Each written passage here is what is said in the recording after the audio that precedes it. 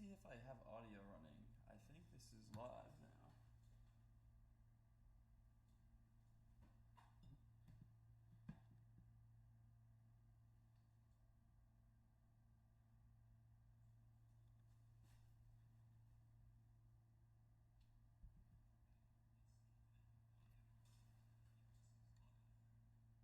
Oh, amazing. Alright, that's sick.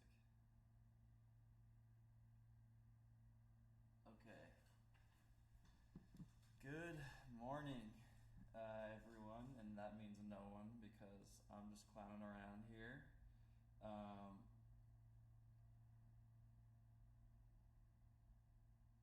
Watching the live stream, hoping I can add a little bit of context to what's going on today. I have for many years been out at the launch site, but this year I am pretty busy with work and life, and I'm not able to make it out. But for the love of the game, I just wanted to play. I was playing around last night. Oh, okay, we're getting little graphics from the team, so we're gonna clear our custom graphics here, and clear that all out. Let's give them what I think we were looking at, Montreal, or what they were saying. Let me see if I can pull them up. Montreal. I think that's 318.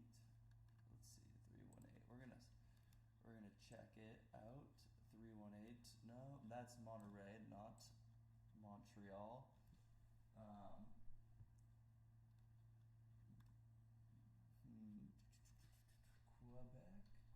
Quebec.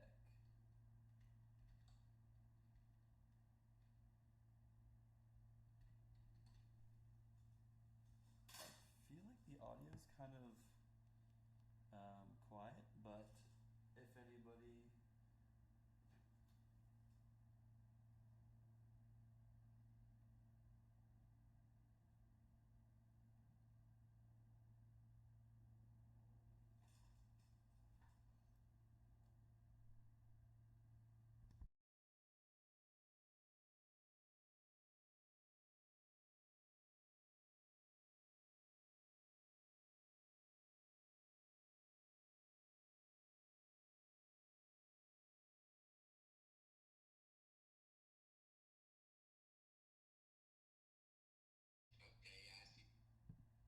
you see that I'm live, you'll start hearing yourself. Can you just we're just testing audio right now.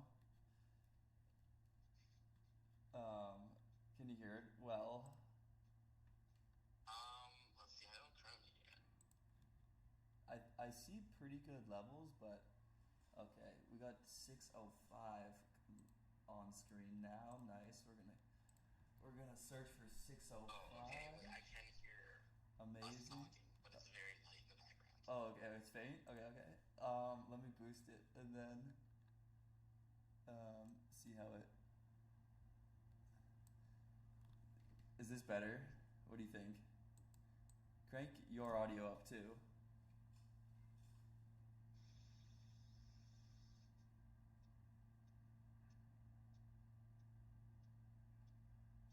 No, it's kind of garbage. I think this is a little better. Yeah. Oh yeah, that is better now. Alright, sweet.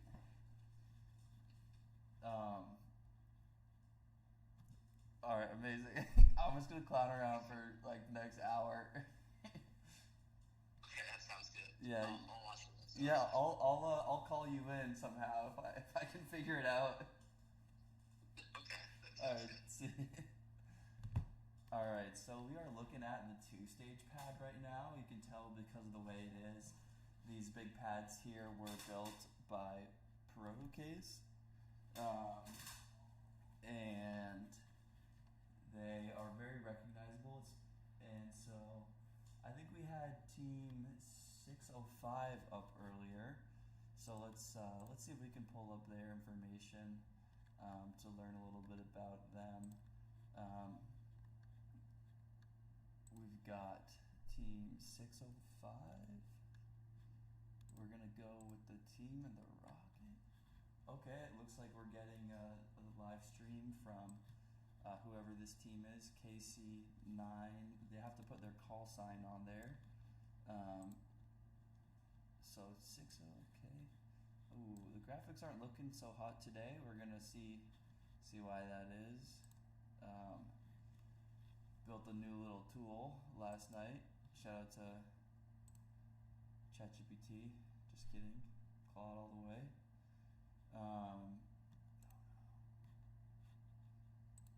Alright, yeah, so clearly the team is just still polishing things up.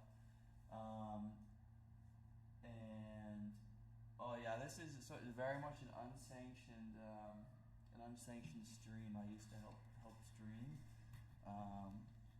but I'm not hearing any audio from them today, so I'm chiming in. The flag is red, which is a good sign. That means rockets should be launching pretty soon. The pad crew there is starting to leave. All the teams have left. The ladders are down, and the final Ezra volunteers are heading out. And so that means things are dangerous over there.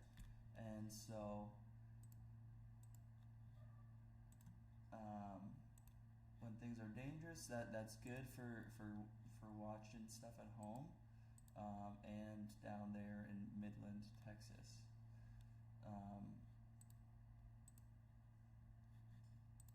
There we go.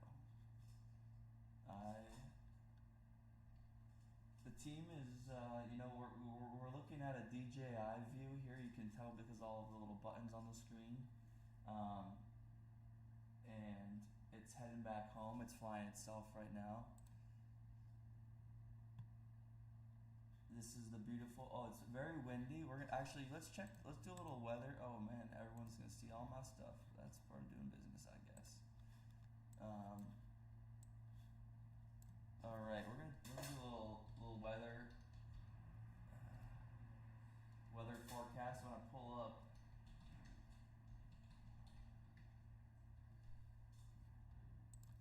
the tool, and you can follow along, hopefully. Actually, I have no idea if people will use it,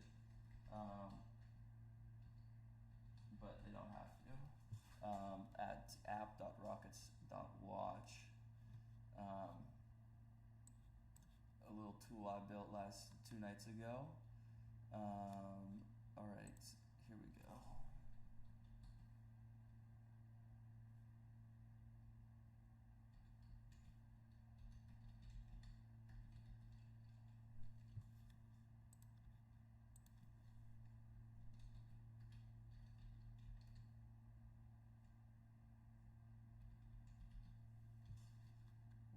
Where's the weather?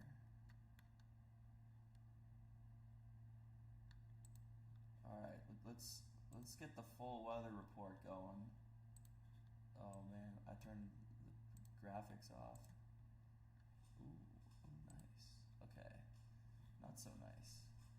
So it's currently 94 degrees in Saragossa, Texas, which is where folks are coming to you live from. I hope this is not true, but it allegedly is gusting quite significantly this morning. To the southeast, it's kind of a steady 3-mile-an-hour wind, gusting up to 30 miles an hour, and it looks like the gusts are going to sort of die out a little bit later. We've got some nice. The drone is coming into land right now, so hopefully we can get another shot out there. We're just hanging tight from the comfort of my office this morning here in California. And so it's getting hot. Sun's rising. I think it's almost 9 o'clock there. Not too bad. Hopefully the weather and wind will stay down. Last year, if anybody recalls, there was a haboob. That means high winds. And let's see what else can we pull up.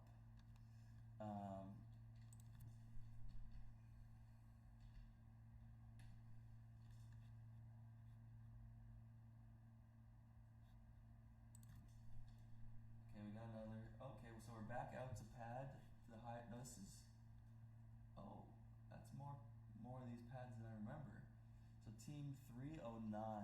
309. Let's see if I can do all this stuff. 309.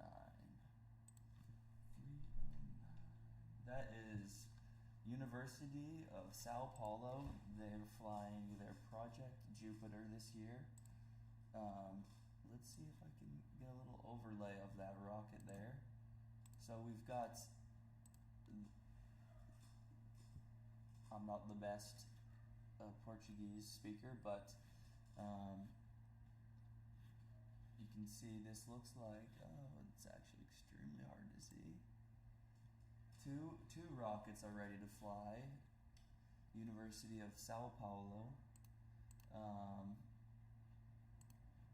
Let's swap this out. Get a little information going from that team here.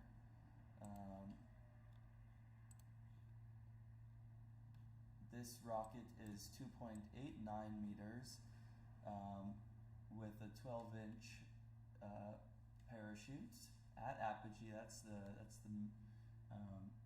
drogue chute there, and it's expected to go to 11,000 feet today, a little bit higher than.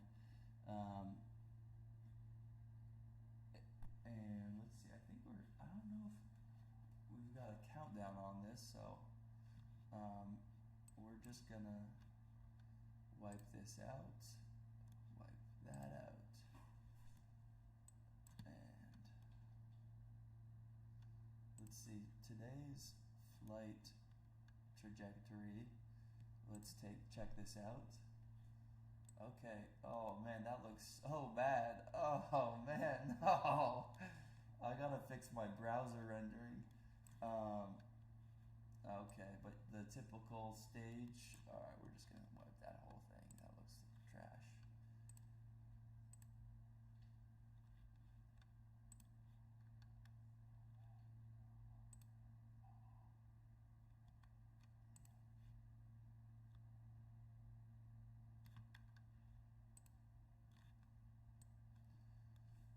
Let's see.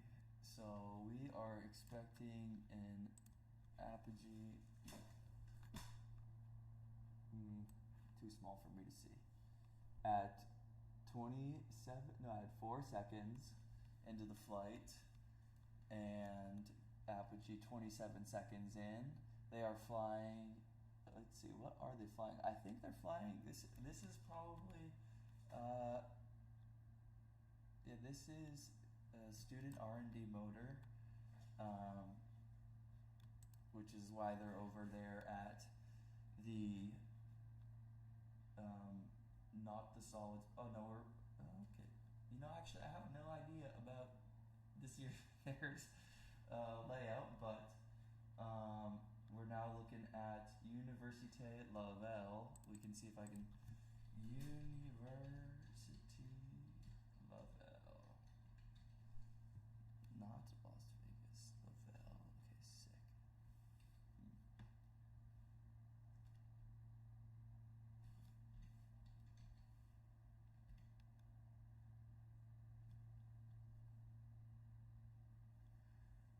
That is team. Dang. This is way harder when you have no idea what's going on. Oh, are they? Oh, dude, let's listen in.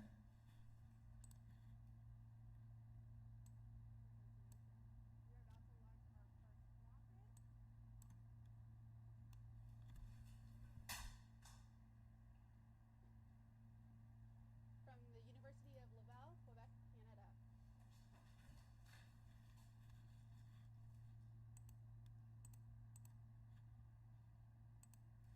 Alright, you just heard Jessica, who I think is going to be today's launch commentator, in addition to myself on this substream.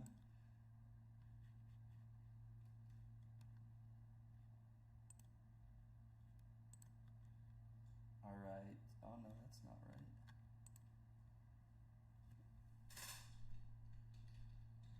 Yo, chat, tell me what team number this is.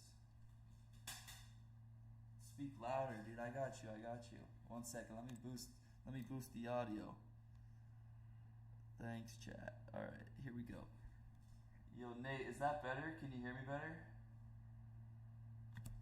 To all our viewers out there, we just want to give you a heads up on the live stream team that due to geographical interference, we will not be able to catch part of the launch from our angle, but we're going to try and capture everything that we can. Thank you so much.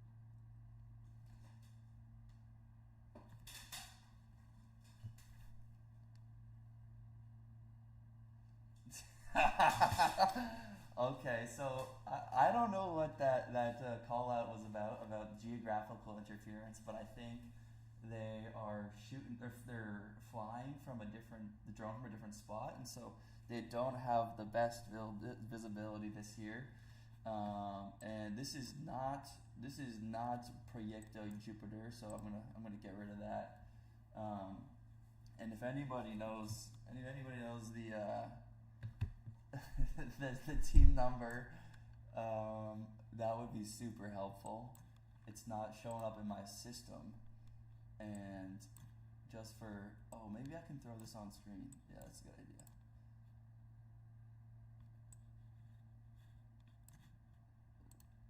Nobody said this was the best place to watch the live stream because nobody knows about it.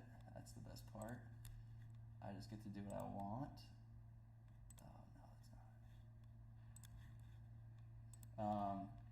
But it sounds like it looks like we've got 2 solid rockets at the 2-stage bank. You can tell it's the 2-stage because somebody brought out their own launch rail there at the top. That's that truss. You don't typically see that at the solids bank, so there's something funky going on, and I think if I had any idea, I would be able to tell you. But just know it's something different, which is also probably why they aren't able to catch the full flight. Let's see.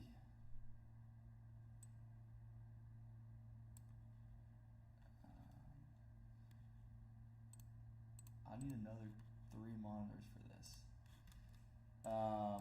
So if you're just tuning in, the team down in Saragossa, Texas, has rockets on the pad. We've got University from Quebec, University Laval, or something like that. It's not showing up in my system, so I don't know what I did here. Oh, this is Team 605. All right, with Gall. Okay, this is their project. Oh no, we're gonna wipe that graphic. Oh no, that's right. This is Aussie Man, Project Aussie Man. Oh, and we just launched. Okay, we're gonna no count on that. Staying zesty here this morning. That's the first launch of the day. And I've got freaking overlays all over the place. Oh man. Shoot.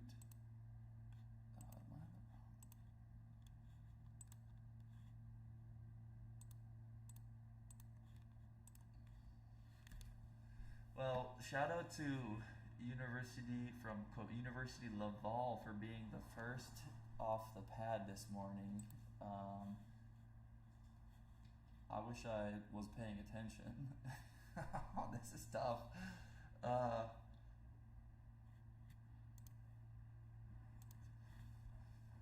For anyone tuning in to this rodeo of a stream, I used to help live stream, and oh man. I'm getting some funny texts. So yeah, the teams from all over the world are flying rockets, and it takes a lot of work to pull these productions off, and volunteers like Jessica do do a great job, and I think Dwayne are out there flying the drone. Couldn't make it out this year, but clowning around now. And we got a nice shot of the sky. You know, one thing we can observe here is that there is no clouds in the sky, which is good. That means that rockets should be able to fly as long as that weather report we were looking at. And let's check in with the weather again. Let's see how things are looking. Okay, so we're pad 309 now. Oh man. Pad 309's got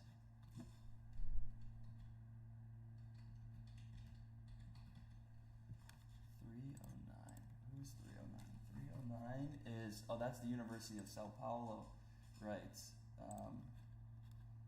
Nice. Okay, University Proyecto Jupiter from University of Sao Paulo. This is a 10K SRAD solids. I don't know what's going on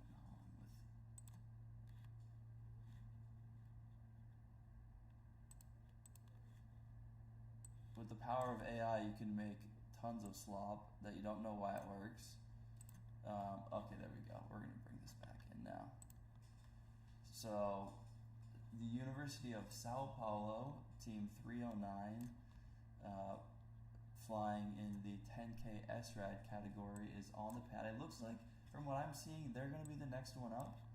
I think folks were waiting for that rocket out there to touch down. That is often the case. We've got to make sure that it's not going to land where the rockets are taken off from. And so let's see if we can check out some other information about, oh no, we gotta clear everything. Alright, so this rocket, Carreño, let's see, is 2.89 meters long, 11,000, a little bit over 11,000, and oh boy, you can see it's pretty windy out there by those little flags. So let's check out the weather. We'll get a little weather guy going here in the bottom corner. 3 miles, kind of a steady 3 miles an hour wind. It's looking like. Let's bump that up a little bit. Wow.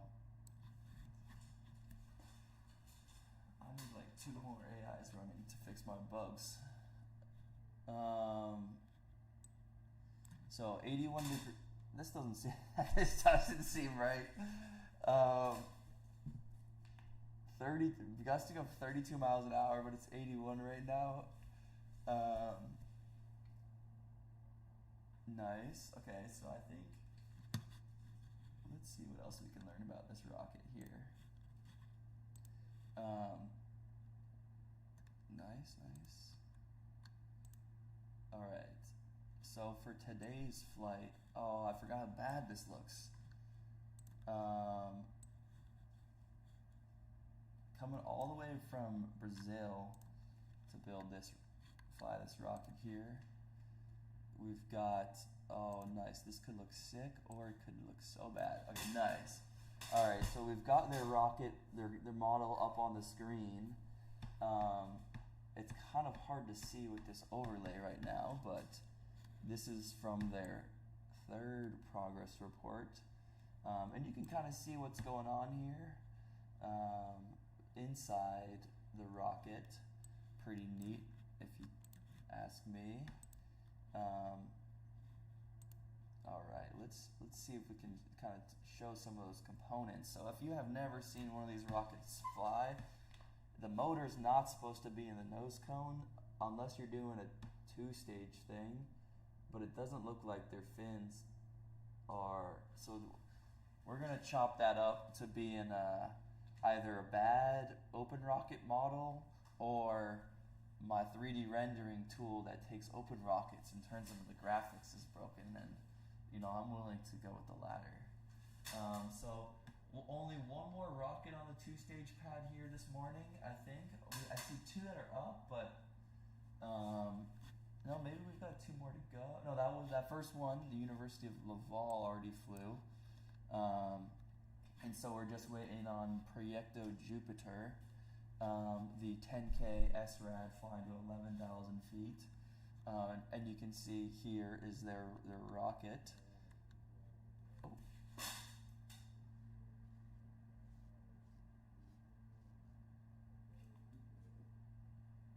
Oh. I'm hearing a little bit of stuff from. Oh, I'm gonna boost this in my ear. We're gonna 8. Oh, this is launching right now. Okay, 5, 4, 3, 2, 1, and oh crap.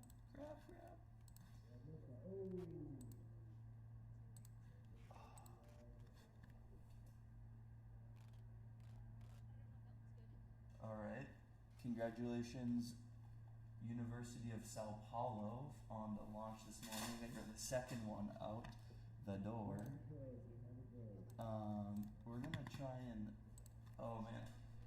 Shit, I have a meeting.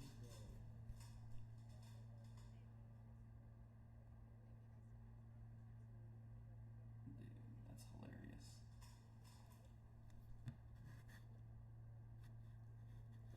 Alright, I gotta hop off for a little.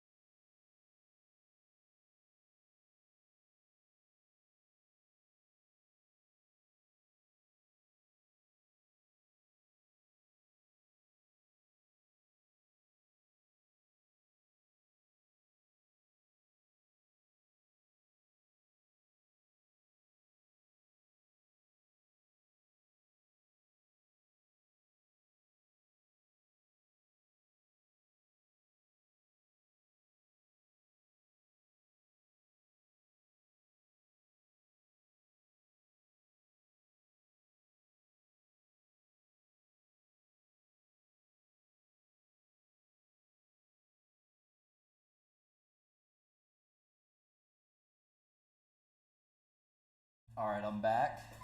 I think I might have to hop at any given moment. I didn't realize what time it was, what time zone I was looking at. 7 a.m. meeting. Oh. Everyone, and again, welcome to the IREC. I am Jessica McCarty, the media director here at the Experimental Sounding Rocket Association, and we also have Charlotta DeVries. I am from Rowan University. I am my Rowan Rocketry's faculty mentor. And hopefully you can hear us. We're checking on the chat to see if you have anything. But of course, our internet is a little bit delayed for what we can see. So there might be a little bit of a delay there. So hopefully we see some positive affirmation that you guys hear us. They say we're back. Awesome. Thank you so much. Those comments really help. All right, let me confirm. Who's up next to my team? Or is it two? Okay, up next is team 209. That is Brigham Young University. Oh, these guys have a wonderful rocket. I'm also a volunteer judge. I got to see their rocket yesterday. Incredible group of engineers, and they worked so hard, and their rocket was just incredibly well done. Awesome. Oh, and we're on the video. Yeah. You could see me striving to read the comments. This is not our day job. Yes, someone had the comment that streaming audio is not rocket science. Unfortunately, we have rocket scientists here, so it's going to be a little bit harder for us. Everyone's got their expertise. All right, guys, we are having some telemetry lock issues, which we were expecting. So things are going to start moving a little bit slower as we get those locks in place, because without telemetry lock, of course, we can't fly. Tell me about telemetry lock. What is it? How does it help the students, the rocket? So the telemetry allows the students to track. Now, I got you on the telemetry lock for chat. Who is next? I'm sorry that just came through. We are actually getting flight. They're locking on telemetry now. 406 is the University of Washington, Seattle. Dude, University of Washington, Seattle. I'm sorry, can you please finish that conversation? The rockets need to have a way to communicate with the students' ground stations and their home computers to say where the rocket is, so that they can use their assigned frequency to track where the rocket is, so that when they need to recover it, it's going to be a decent hike away. So they need to be able to find their rockets at the end of the day. So that's part of the reason that we have the telemetry, and it also lets them know everything's going according to plan, so that all right, I'm gonna try and tell you about this team that's about. Oh shit! They just launched. Okay, sorry. I'm not getting monetized, so I can swear. I guess. That was. No, that's not right. BYU. Let's see. BYU.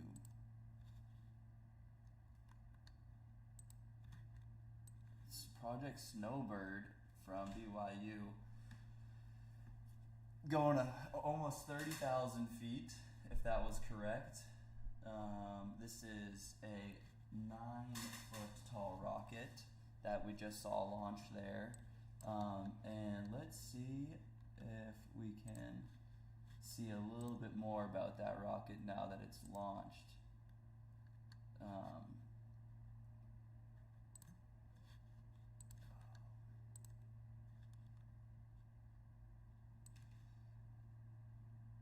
So here's a little insight. That is a big motor to rocket ratio.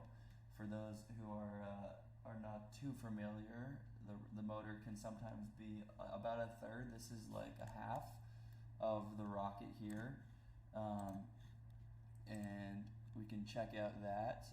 If you didn't know where the motor was, it's that orange piece there in that graphic on screen now. This is the BYU rocket team's rocket.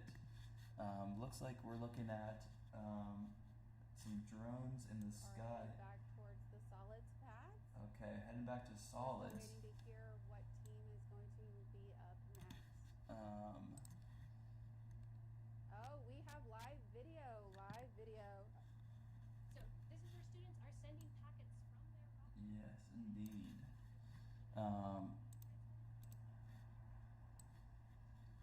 3 launches so far today, 2 from the 2 stage, and the first rocket from BYU. Okay, we're looking at the solids pads now, which is great. Let me see if I can get people's. If you're watching from the site or on site, definitely try and claim a team on the team portal and just keep me updated with what's going on. So far, not many teams have done it. That's okay. The pads.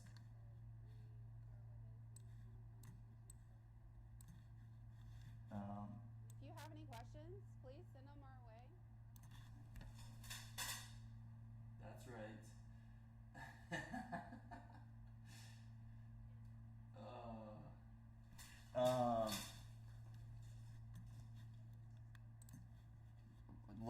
Loyal fan base in the chat. Thanks, guys. Let's see what the weather's looking like. There was talk about. All right, so we're back at the solids pad or the 2 stage. No, I see a big number, 40 something. So that typically doesn't mean 10K solids. Maybe it's a 30K flight. We're gonna try and look up that team.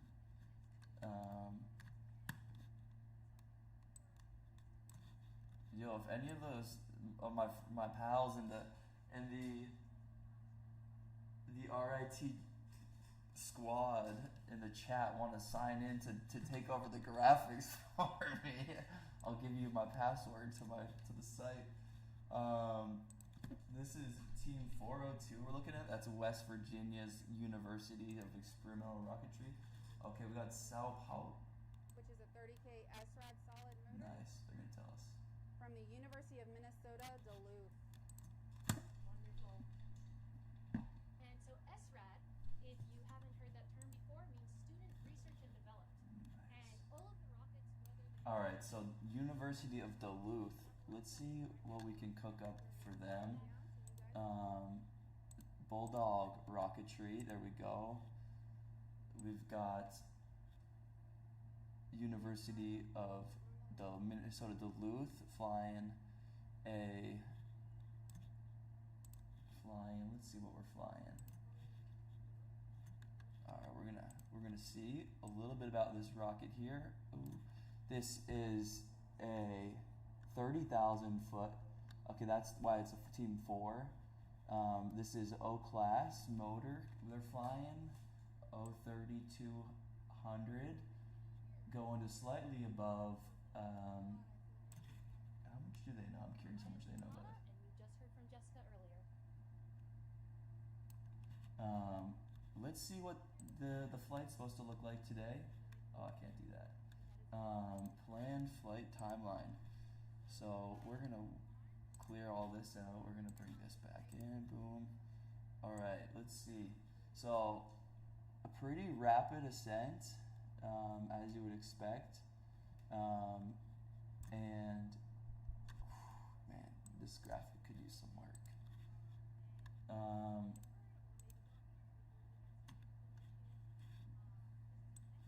To 30,000 feet. Just a reminder, this is University of Minnesota's Bulldog Rocketry. They are going to be the second 30,000 foot attempt today. But it sounded like we were working some weather challenges earlier, so let's just check in on the weather here. It's 84 degrees in Saragossa. A little dusty. You can see it's currently gusting 30 miles an hour. We're kind of showing some dust in the distance, but the solids pad bank is loaded up. We've got a full lineup today. I will be stopping my live stream commentary at like 9 and just automating as much as I can. And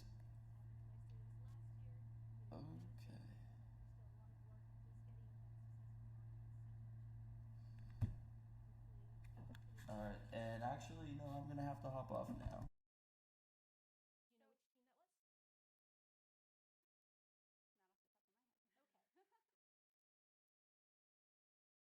know which team that was? Not off the top of my head. Okay.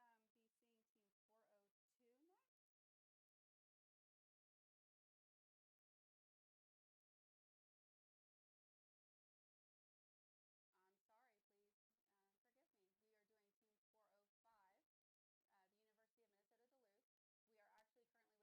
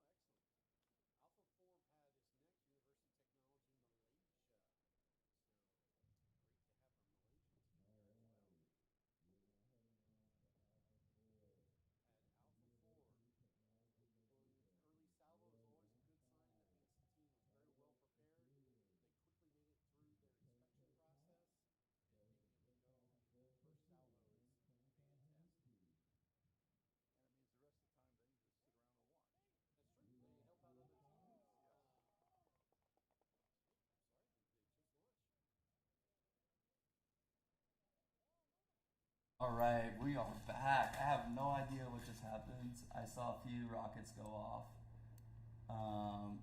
So if anyone's still listening in the chat, let me know.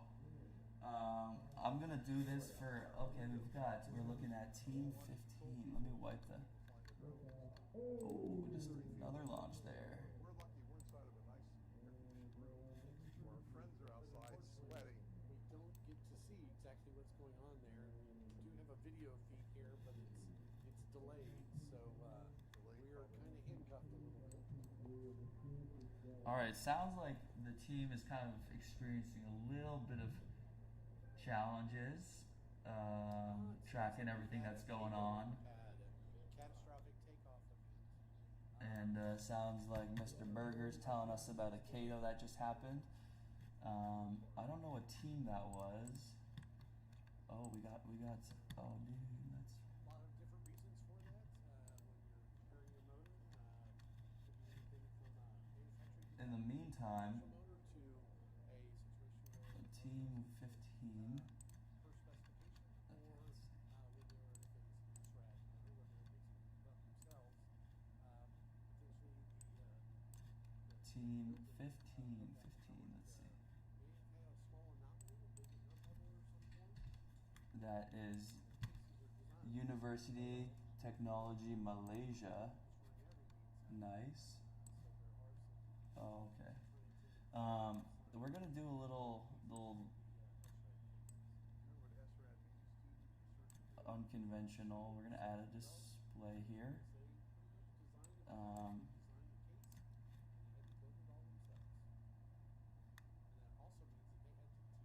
Window capture. Typically at least once successfully, if not multiple times successfully. And they usually start in a smaller scale version of it and build their way up to a full scale production. But before they launch here at the IREC, they have to provide proof of the successful hot fire, including all the data and the video. Oh, we got the quad going another. Oh, this is a straight path. Well, What? even at I was at the major. Okay, very interesting. All right, so on screen you'll see the little tool we've got for managing our graphics,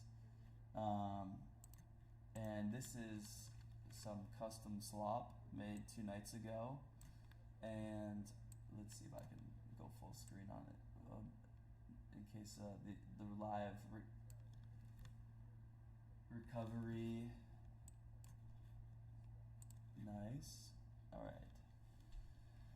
So we've got some neat information. We pull in. Oh, nice. Okay. Folks following along at home can learn about teams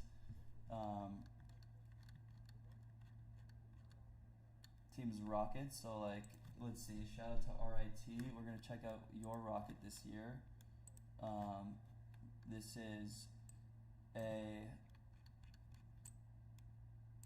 is all on the app.rockets.watch site. We pull in open rockets from teams, and we pull out some. So RIT is flying an M3464 from Loki.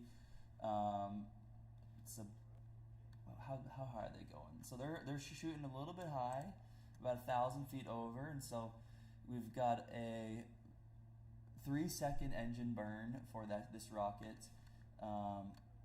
We've got some neat stats about their rocket here. Max velocity going Mach 0.93.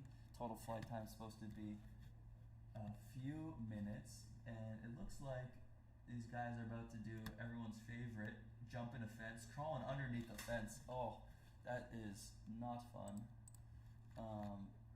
We're gonna change up the graphics real quick. Oh no, am I covering it? The slide underneath. Interesting. The team is just approaching a burning rocket, not in a fire truck.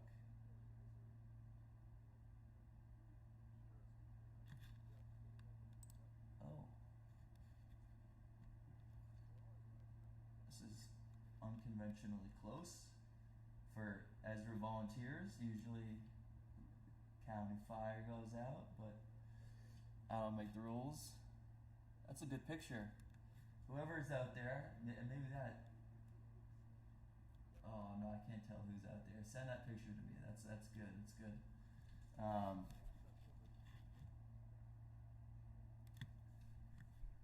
I wonder what they were thinking going out there. All right, yeah. Back to our quick little showcase of. Is it back up? Nice.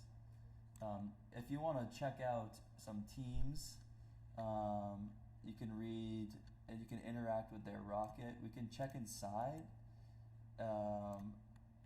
We can look at where the motor is, where they've got their parachutes and their payloads, and then if they KATO, this is that you can blow up their rocket as well. Shout out to RIT. Hopefully that's not your rocket later. If I had a camera on, you would see that is precisely. I'm wearing some merch today, but it looks like out on solids we are still tracking the issue here with this. Oh, we've got the parachute downwind. Speaking of wind, I wonder how windy it is. Who? Anybody know who that was? Let's see. I probably should listen in. System and the Wave software.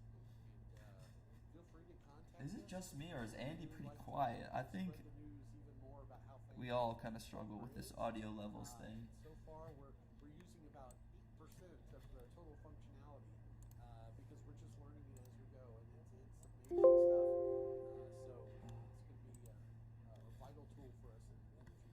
So, anyways, the students have little handheld radios, and it uses cellular data, but it's not on the cellular network. So you don't get worried about all the frequencies and all the other stuff. And honestly, it's fantastic because you can talk to somebody nationwide. Whereas the old radios that we had, we might have 5 or 6 miles maximum. Oh yeah. All right. I was driving in So this morning. if anybody's watching this segment, we're gonna do a little demo of this neat tool that I think everyone should be using so that my automation work. All right, we're gonna Rick, great guy, gonna turn you down.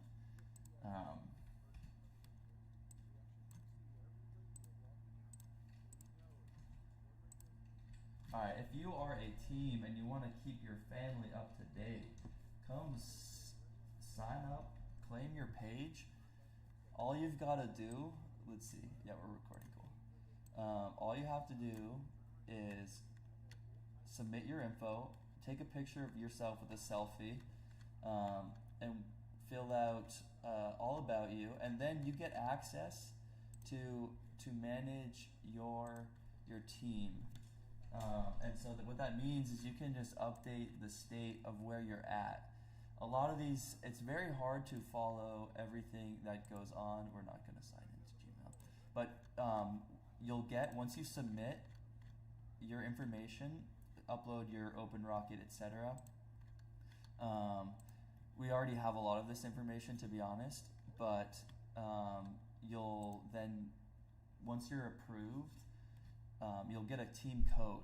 And then using the team code, you can just go in and then manually update folks what's going on. All right, we've got the bucket on the Home Depot bucket on screen. Okay, and the pickaxe. All right, we're gonna stop this little demo here to watch how you bury a burning booster. Okay, so we're gonna pour some dirt on it, not pour any water or very important because that'll steam off and burn. And then you work like a dog to, oh man, folks, this is why you gotta volunteer, because you can watch this on stream, but until you're burying a rocket with a pickaxe, you don't know what it's like. And I think that spot was some hard dirt. I guess that's why I moved over. Oh man. Don't let your hat get burnt. Ooh. Does anybody know whose rocket that was? Somebody let me know in the chat. Okay, let's see. So we showed the team portal, and the way this system that would be really nice to work is you. Let me bring it back.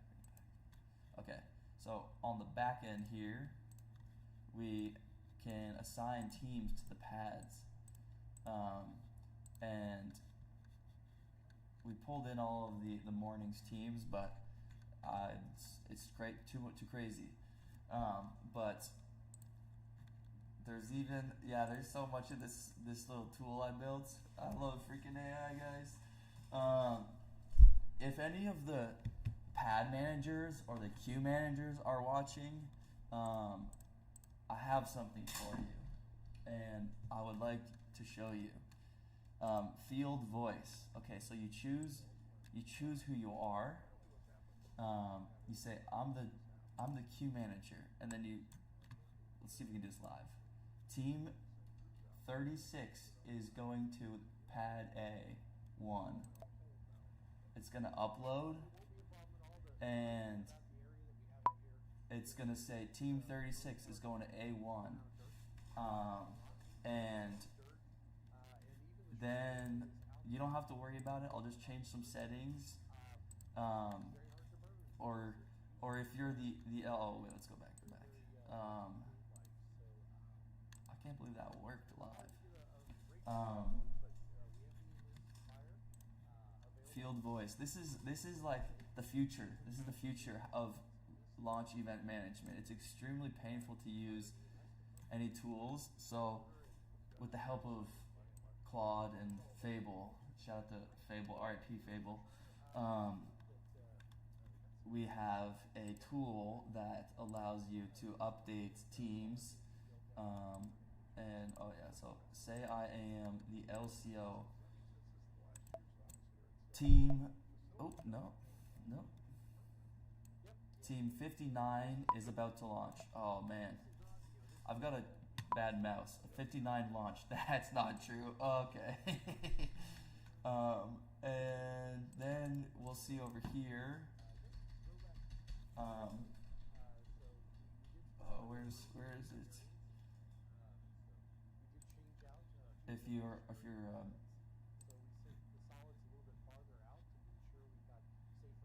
and I can review it and I can approve things, but we can just change those settings super easy. Oh, a little leak there, sorry. And assign pads, and this way folks at home can stay up to date. About what's going on. We're not on lunch break. Nice.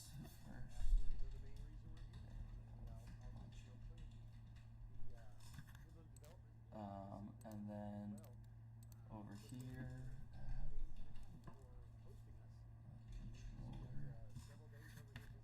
we've got a whole bunch of neat graphics that pull in all this information.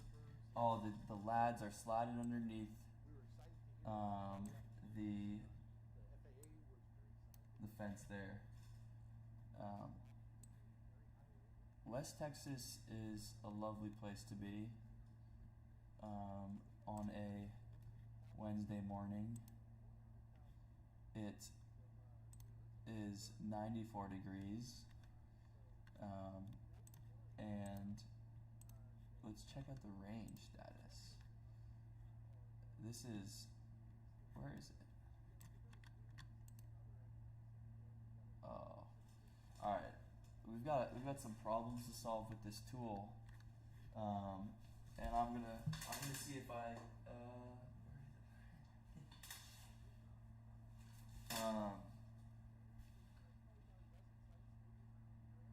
oh, it looks like we've got a full pad, and if anybody's on site listening and wants to help out the live stream team, oh, shout out to Andy and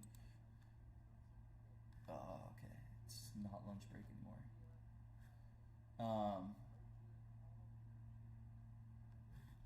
Let's listen in. Canada, I think one launch site, and that's for their Launch Canada event. Timmins, so yeah. yeah, Timmins. Up in northern Ontario. So very few places you can do that, and that's why we attract the number of teams that we do. We love to watch the teams progress. Where their first year of the team, they may compete in the 10,000 foot category, and then as they do well and they expand their skill set, they'll bump up into the 30,000 foot categories, and then potentially even the two-stage 45K category. So those are all exciting opportunities, and we're starting to open up some new opportunities in the future. I know our beloved president, Steve Taylor, and I don't know if I'm officially allowed to tell people this or not, but I know that there is pushing very, very hard to release an opportunity that might involve, I don't know how to quietly say it, remote control aircraft that are launched using rocket engines. So RC controlled rockets, drones, aircraft type things. And so it's going to require a lot of infrastructure. We'll need runways and a few other things. So we'll see how this works out, and we'll come out with the details. But This would be a great place to fly RC. well, and it is. It is And wonderful. the neat thing about it is it combines aviation, where you always have a lot of aviation folks, and then you also have the rocketry portion of it. So it's sort of a little bit of both worlds. And with our major partner AIAA, they already have an RC aircraft competition, one of the best ones in the world, Design, Build, Fly. So we're going to dip our toes into that with rocket-propelled RC aircraft. So it'll boost the RC up, and then it's just gliding, RC glider. So and then the category and how we're going to be judging those and evaluating those, not sure. Still working on those details, but it should open a lot of eyes. And we've been doing the same categories for a long time. Yeah. Well, so we could. There are other competitions, for example, like the hovering competition for rocket. That would be a thing to do out here too. Oof, yeah, that's true. And we have. I mean, this is one of the places I can think of to do hovering rockets. And the hovering rockets don't go that high. They go maybe 300 or 400 feet up. Translate a few hundred feet. That's their thing. This would be perfect place for that. So that's and it'd be a great thing for students to build. And very challenging. Very wow. challenging. Very That's right. challenging. So Very challenging. to do that, you've got to be able to do a lot of control systems. That's a lot right. Of, That's right. a lot of Control nozzle systems. gimbaling, and Throttle so control. many different things. Oh.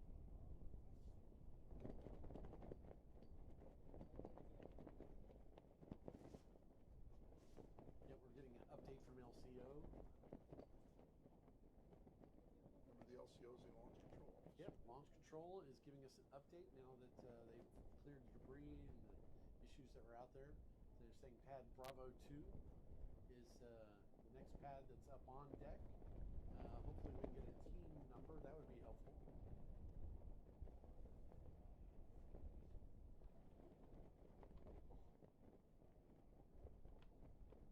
Okay.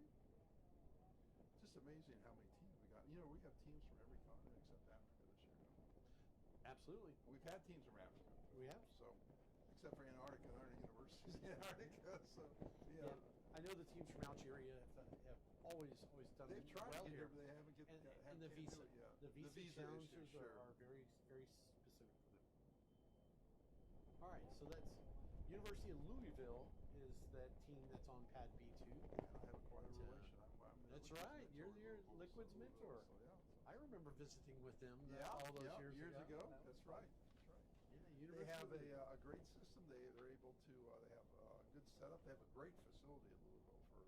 They have 3D printing some machines, metal. Very So nice. they can do that, and they have their own X winder. They have a machine shop. University of Louisville has an excellent maker space there, so for the kids, and they do a great job. And I was looking at their solid stuff. They looks pretty good. And this is the first time they've been here. Think about how many teams have been here for like 3 or 4 times, 5 times. And I've had students that are telling me that there are seniors. They've been here for this is their 4th year here. Nice. So it's Every year, and can you imagine what their resumes look like? yeah. Oh yeah. I tell them You their know, resume. If you want to go to work for the big space companies, put this down. This is the kind of thing they want to see. People building rockets. Absolutely. that You can have a fabulous GPA. You can have a great major. You can go to a great school. But if you've never actually done anything besides study, Yep. Great the point. companies are looking for how quickly will you come up to speed. Well, if you've already done a lot of this rocketry stuff in this competition that applies back to your real world job, you can get hired pretty quickly because, you know, if you somebody with a better GPA maybe would take twice as long to come up to speed in the position. So they really are taking in the hands-on experience portion of your resume, and that's why we're here. You know, the book knowledge is fantastic, but we provide that opportunity. ESSER's mission in life is to give these kids a very staggeringly difficult challenge, technical challenge to do stuff that they can't normally do anywhere else. And that's, again, it's the perfect formula, and that's why the attraction, and we get so many different huge number of schools. We had to turn away 20, we had a record number of applications last year. We accepted a record number of applications last year, and we still had to turn away 25 plus teams. Wow. So, you know, and it's not an easy process.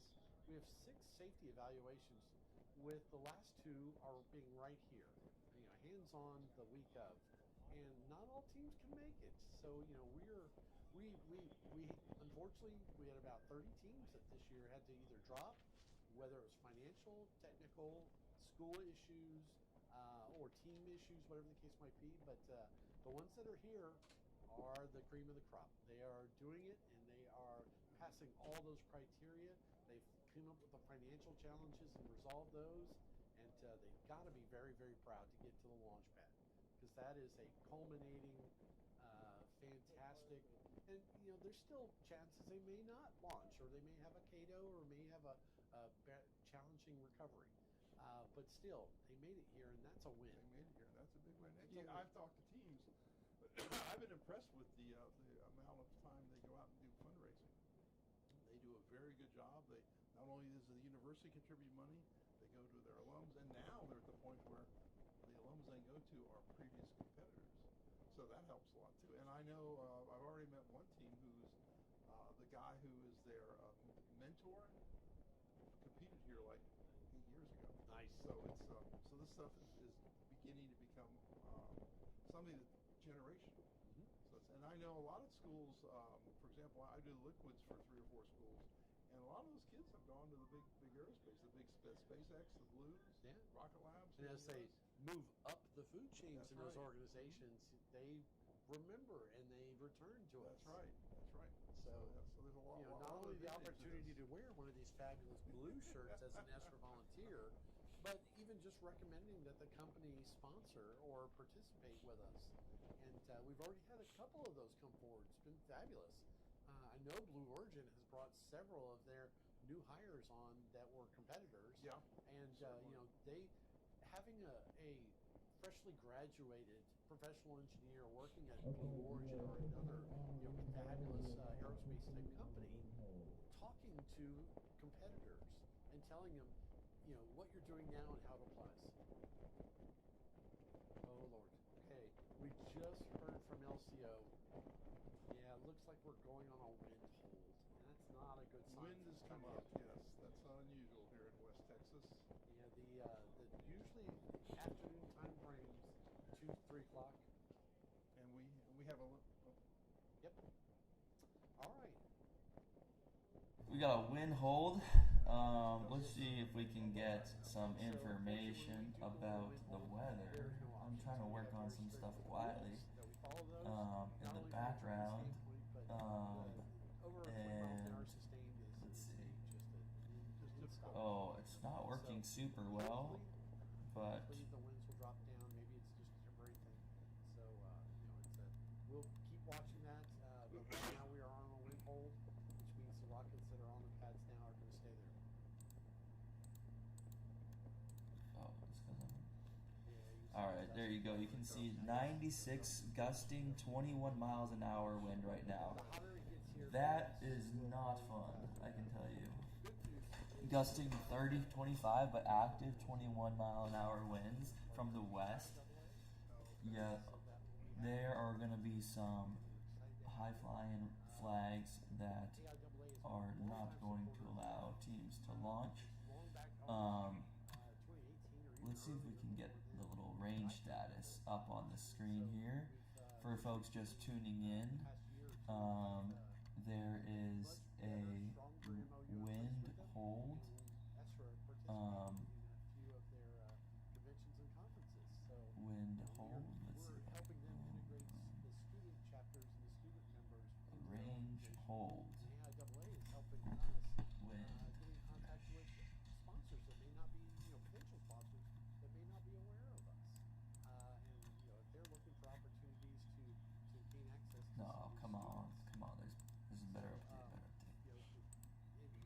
so many opportunities for these students, and to have more and more opportunities. There we go. Employers coming in here.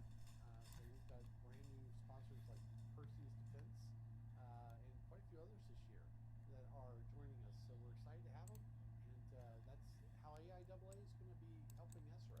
So it's a fantastic partnership. We're excited to have them in here, and we'll be talking to them in just a few minutes. Excellent. Senior member, thank you. Very nice.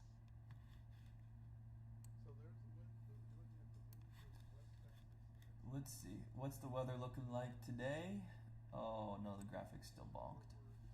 Oh no, it looks like for the next 4 hours, the wind forecast is going to be not just gusting, let's see, till for the next 4 hours or so. No, let's see. What time is it? UTC. All this data is coming to you live from the closest weather station, METAR weather station in Pecos, which is about 45 minutes north of the launch site there in Saragossa. We'll just go back to this guy. It's getting hot. Looks like it's 96 degrees out there. If you're watching from home, that is a pretty comfortable place to be.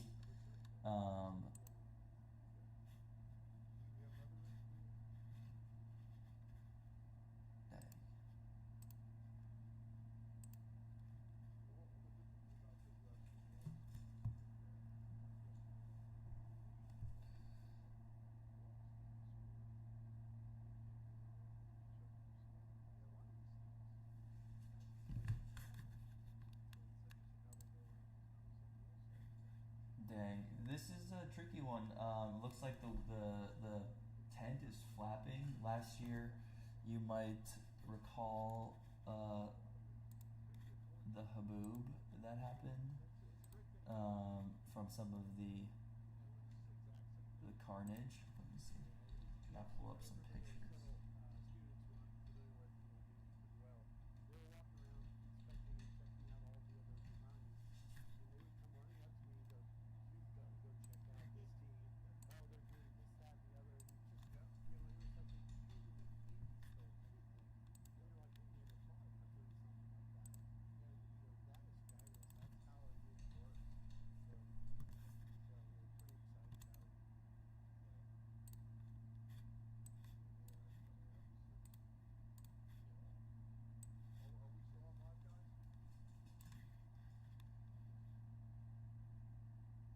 What we're looking at here is a telemetry tracking station, but actually it is a safety bar on top of a connex. That's what that yellow bar is. When the team moved out to Midland, some viewing structures had to be built, and let's see, is this better? Definitely windy. The windometer, as they call it, is ripping. Let's see. We are back. So we're going to kick off a wonderful interview here. Oh, we got a new. The CEO of AIAA, Mr. Clay Mowry. So, Clay, thank you, sir. Shout to Clay. Absolutely. The partnership with AIAA between ESRA has been relatively new. So we're in our first plus year, a little over a year. And as executive director of ESRA, the key pieces I've seen that have been a huge benefit for us. Access to your largest conventions. So you guys have two major conventions that we're super excited about. SciTech, which this past year was in Orlando, and then another one, and that was the Ascend conference in Orlando. In Washington. D.C. just recently. And ESRA got to participate in that. We had student teams there presenting as well. And both of them gave us access to all of those resources that AIAA has their hand. And we got to talk to new potential sponsors and explain what's going on. Students were able to talk to some of these companies as well. It was a huge win for us. And how about updating us on what does AIAA get out of working with ESRA? Sure. Well, first, let me just start by saying we love this partnership with ESRA. We think this is a great partnership, super symbiotic. Agreed. And, Absolutely. It's win-win all the way around. When somebody was, I took this job about 20 months ago, and I said, do we have a rocket competition? And they said, no, we do DBF for the aviation, but we don't have a, and I said, well, who's got the best rocket competition out there?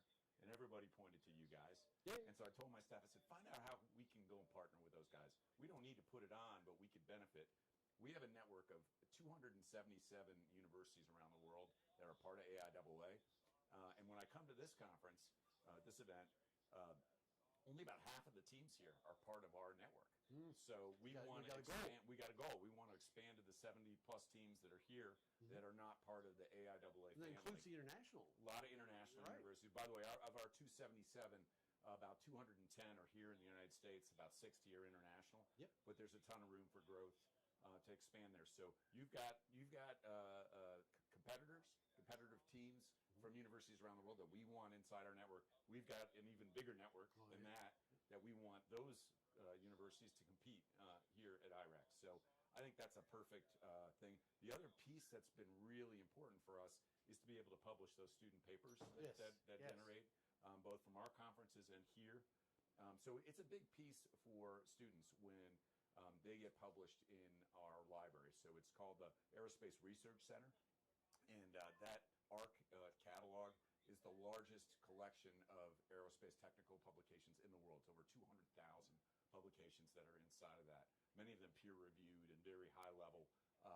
Obviously, these are student papers, a little bit different class, but it's the entry point for people that are doing technical publications. And so we want to start that muscle memory early with students, get them to publish with us, and hopefully they'll continue on in their career path with us, where they'll join one of our technical committees. They'll keep publishing through the course of the career. Then they'll go back and mentor when they get to be our age. And my personal experience going through university was, you publish when you're a PhD. You don't publish in undergrad, unless you are a very specific, lucky individual. And to be able to do this at this scale is just, I've never heard of anything like it. It's fantastic. So we do student conferences, 7 student conferences around the country. We're broken into regions geographically, and so those student papers, and we have competitions on student papers there. Then students are now coming to our largest forums. So you mentioned Ascend, and SciTech is 6,000 people. We had 2,000 students there. And they are publishing some really important works. A lot of them, they got the faculty advisor, and they work through these things. And they're doing, computational fluid dynamics. They're doing thrust vector control. They're doing really interesting topics and papers that come out of some of the practical experience they have here at IREC. So they're learning and they're publishing, and that's a great place to start. And it goes straight into the resume again. Exactly. The stronger the resume, the more skill set, the quicker, bigger thoughts, bigger aspirations towards potentially going to graduate school. If they weren't thinking about it before, now they got opportunities. But I would love to have a couple of published items on my resume, but to have that opportunity coming out of undergrad, that would be huge. Look, if there's any students, or if it's K through 12 or you're in school, a couple things I always say. One is you want to be a team competitor, right? That's the first thing that companies look for on your resume, is you're a team competitor. Second, you want to be a published author with us, right? Wow. And then join as many activities as you can to bolster that resume. So internships, even if it's volunteer stuff, and a variety of companies, that shows that you've got some real practical experience. And so the companies know coming in, you've already been a bit vetted, you've already been published, you already kind of know how the ecosystem works, and working in teams is what you do when you're in companies. Everybody, none of this it's a team sport. Rockets and space are a team sport, and so you have to know how to work together as a team, so it's super important.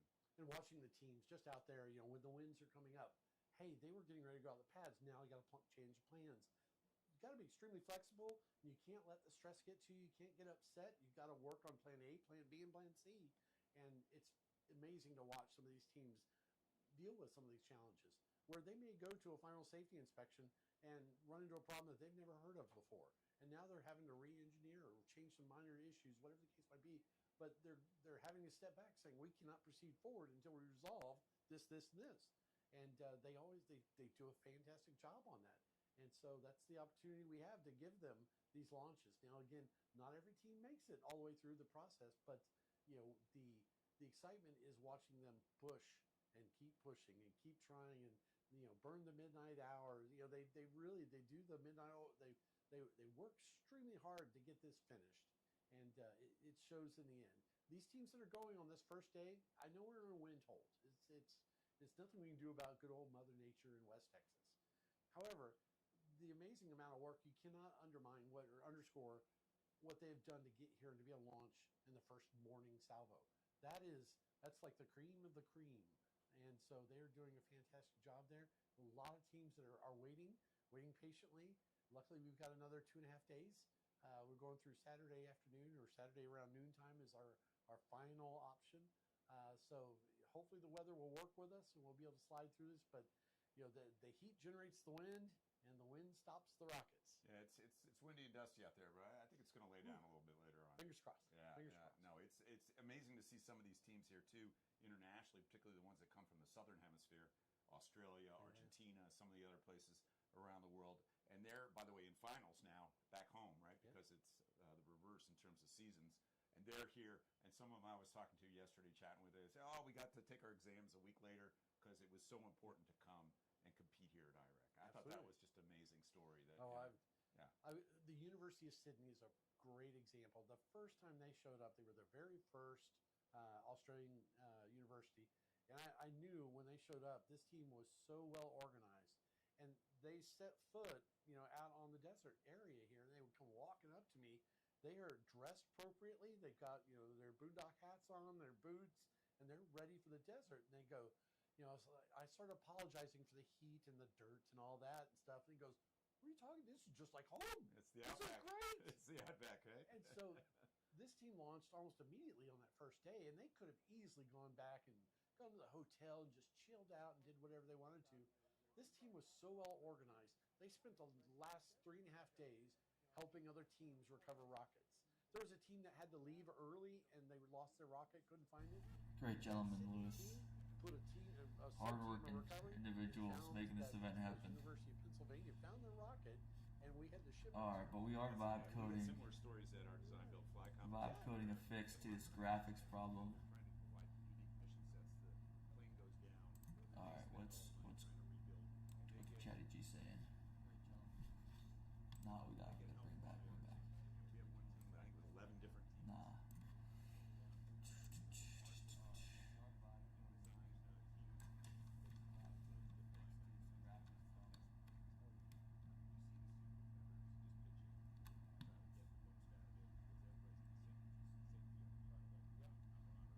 Dude, I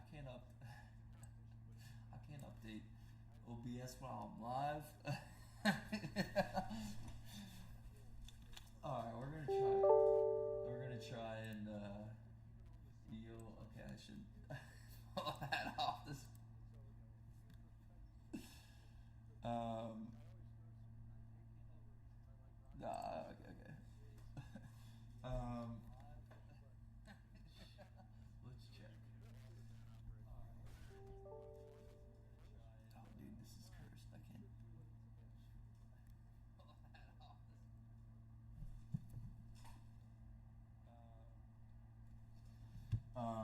Okay. Let's see. Refresh.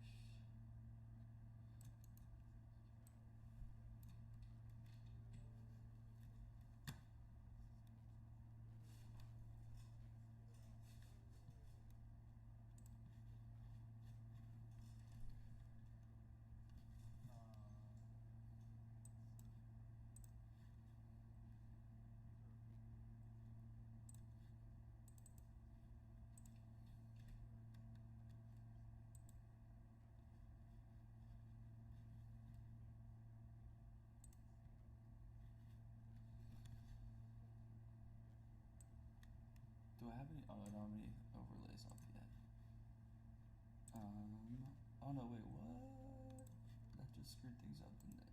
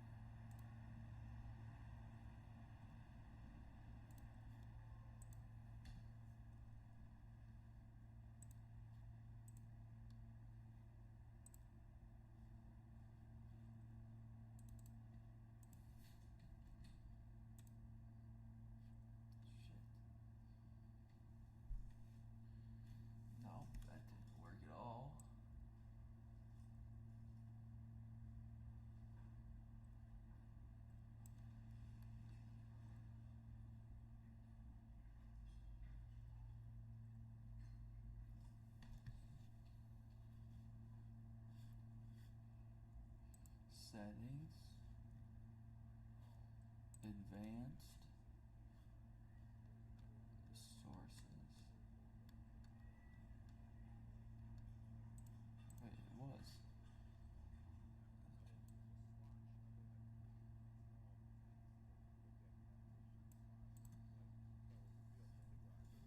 Dang, we're gonna do it.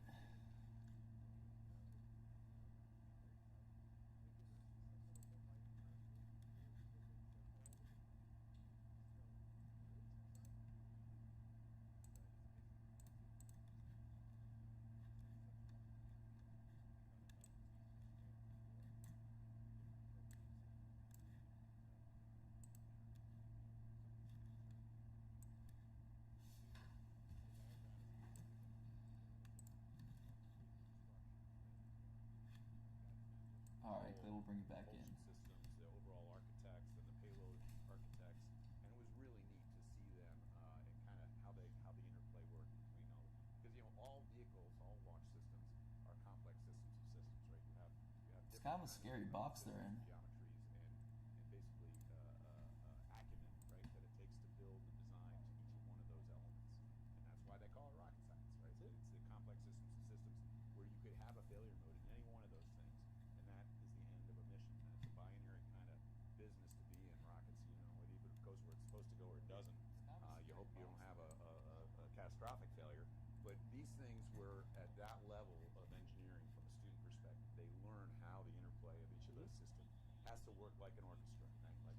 Like they Our judges are trained to evaluate even those functions. While we do judge the paperwork, making sure that the reports are effective and well written and to the point of where they need to be without being overly wordy, the judges are also evaluating the teams. How's the team interacting? How's the team performing? Is there leadership? All of these different challenges, they spot where teams are doing great things and they spot where teams are doing not so great things. And so all of these scores get brought into final judge evaluation.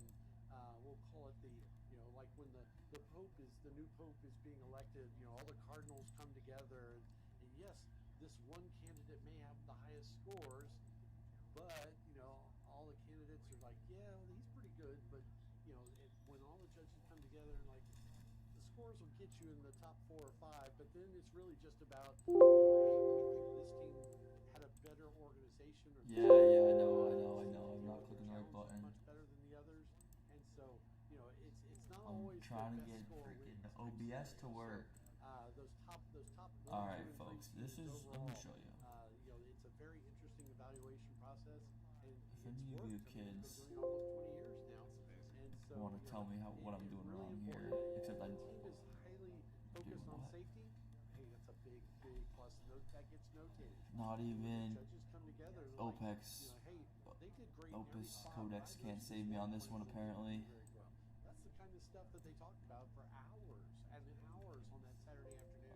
And eventually Transparent. they do the white smoke, and a team has been selected as the overall winner. This is what And it's the very graphic exciting is at our supposed to closing look awards like. ceremony where we have our keynotes and all that, but the kids But are sitting there instead, just chomping at the bit, waiting for that. it looks like Who's trash. winning? Did we do well? Are we in the top 10? Did we win it? Wait, what? So I was talking about the University of Sydney, the only team that won it twice. They won it last year, and then they won it in 2019, if I remember correctly. And so I walked up to them in the convention yesterday and just made sure they understood that you can't win 3 times. And then they're looking at me like, what? They've done well at BBF too. I Oh, would my say 2 years ago they won the Best Paper Award. They've done quite well in the competition as well. Oh, it's because I started as South Wales Garbo. teams from Australia That's right. play. Yeah. They come to play. No? RMIT. That they really, and it's a long way to travel to come to the U.S. to compete in a competition from down under. But you can tell that they put a lot of work in. I dare someone to They're laughing at me. steal that link and I had take over comments the that graphics. Sydney won. And I was like, You what won't. this is going to do. They're like, what are you talking about? In the Australian accent they have. Alright, there we go. Okay. I was like, This is what it's there's supposed to gonna look be a like. New Zealand team competing next year. And we're going to see New Zealand teams And the very it next doesn't year. look like that. Oh, it's too funny. But love those guys. And again, all the new teams. I mean, we've got not only teams, but whole organizations, government this was entities myself. in Malaysia, Indonesia, Philippines, quite a few other countries not only in that sector but around the world that are reaching out to ESRA and would like to know how do we get our universities excited and engaging Oh, that's and hilarious. trying to compete in this?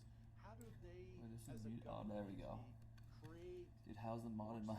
create the resources and the pool of money, the pool of whatever that they need to make their team successful? And we love that.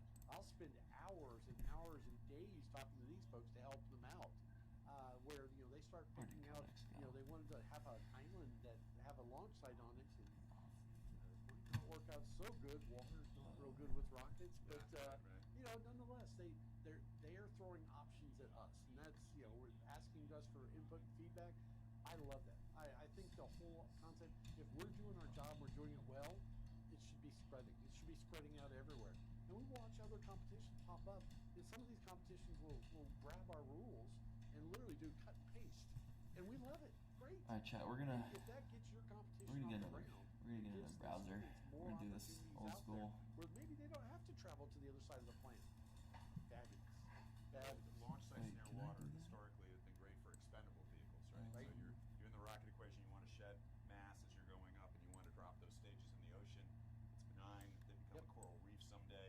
But when you talk about reusable rockets and vehicles that you want to recover payloads from, land is better. And land that's flat and dry, and you can actually go out and drive across. No trees. Yeah. If you want to launch them again, Exactly. it helps to land them on land. So, Yeah. anyways, I want to thank you for your time. Sure, thank you Is for there having me. anything else that you'd like to chat with the folks about AIAA?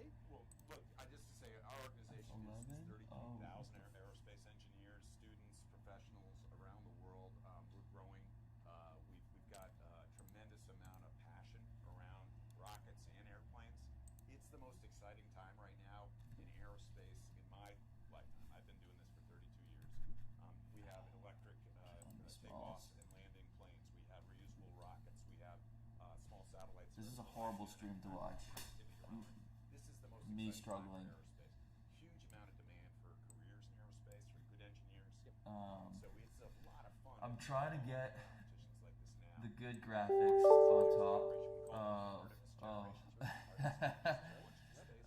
I'm trying to get the good graphics. Oh, you know what I'm gonna do, guys? Oh, this is gonna. It's a different film than it was 10 or even 20 years ago about what's the possible, right, in this. By the way, huge amount of new investment capital. We can see that with all the space. A lot of investment.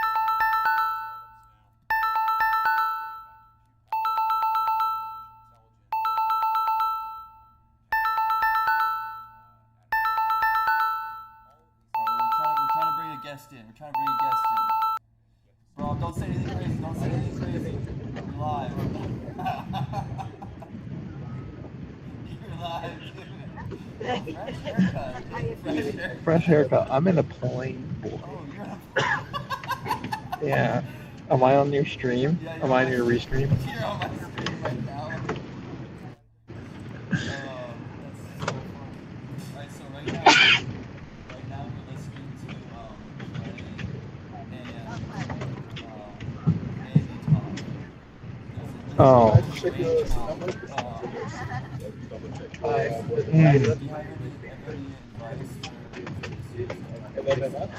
You know, this year I just say, have fun, stay safe. Here it's windy out there. Drink lots of water. Don't worry too much. And we'll see you next year in person.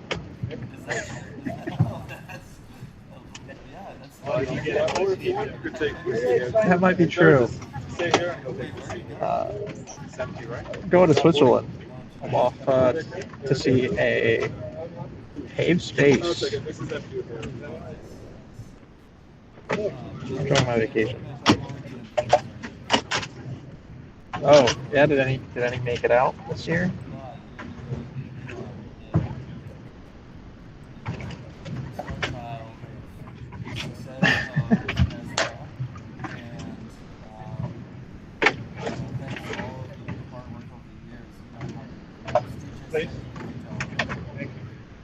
No, they're talking about me directly. Yeah, no way. They're like, He's the only student out of this competition who made it to Blue Origin. Yeah, no, there's plenty of Oof. Is this straight back? Should I? You'll also have to go up. Oh, That's this okay. can't stay there? This one has to go up as well. But you can take it out during the flight if you would like. It's just gonna be here for you, okay? Oh yeah, appreciate Perfect. it. No worries. Can you loot me? Yeah, I got my EasyJet from I'm in Amsterdam right now. Flying out on a little cheap airline, but paid affordable earlier. What team graphics? Who's on the launch pad? I don't know. Is anyone on the launch pad? It's been hard to follow, honestly. It's kind of like, yeah, it's hard to follow.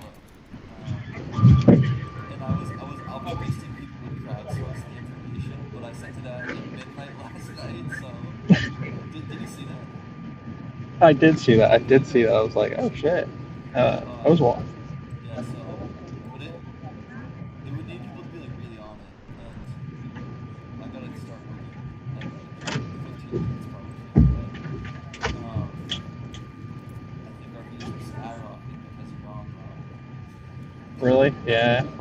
I have no idea. How many people are watching There's your thing? It's literally just like Lewis and like Mary and a few other RIT people. I think Mike's watching. Shout out to Mike. Hey Mike.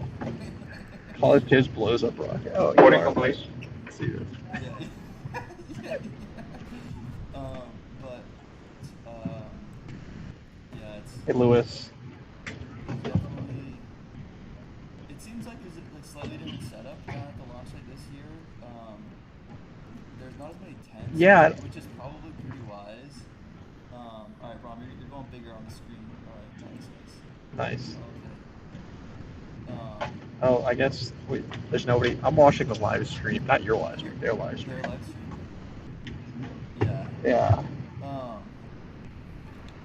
Yeah, there's not. Because there's many tents. I think after getting booed twice, no company wants to come out there. And it's I just joined the Discord last night and I saw that it seems like they're kind of doing the tranches that we did last year. Shout out to Mohi. Mohi's probably grinding right now. Keeping things moving.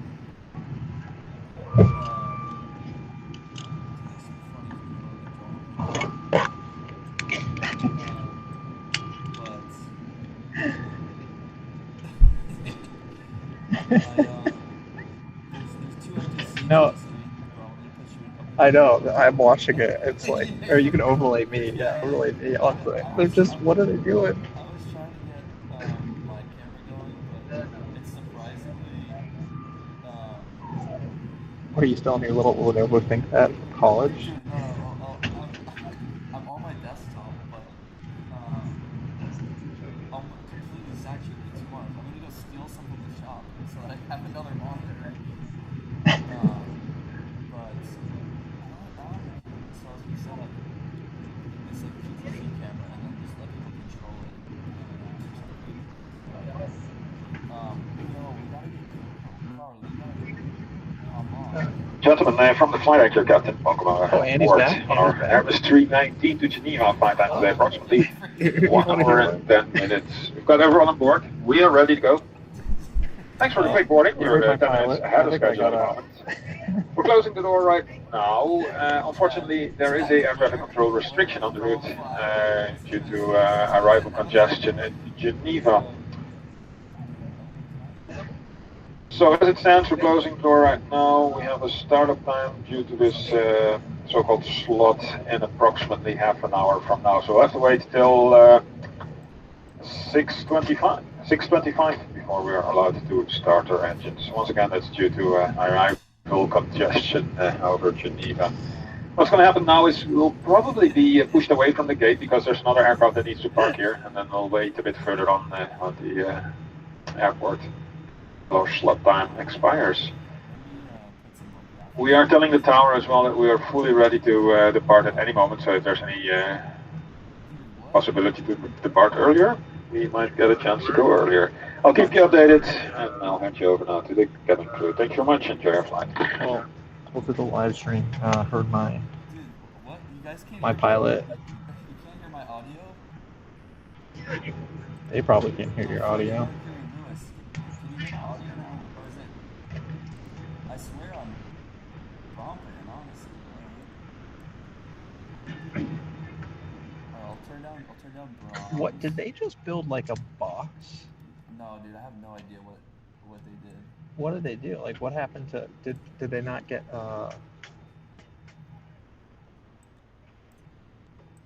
did they Dude, bro, not get, I'm putting you in between the two of them. okay. Oh, I know who that guy is. Yeah. It's Triple E. Dude, I gotta watch your stream. My stream is just gonna turn into Subway Surfers. No, dude, I have some. Bro, did you see my like all the graphics? I thought they were pretty sick. Not gonna lie. Yeah, they are pretty sick The graphics. rocket You gotta cutaway? put them up. All right, I'm gonna watch Yeah. your live stream because I just turn off the sound on it so I don't hear myself. Yeah, now you're looking at we got a rocket on top of you. Oh yeah, you should talk about. Let me put up the weather. Get through outdoors for departure. I gotta turn your audio down. That's so funny. It's so loud when the pilot talks. All right. What do we have here? Okay, no, that's good.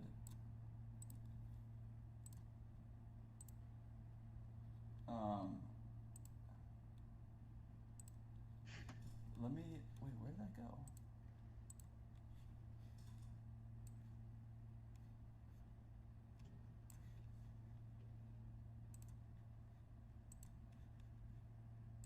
All the one-man army live stream is still more entertaining than the actual.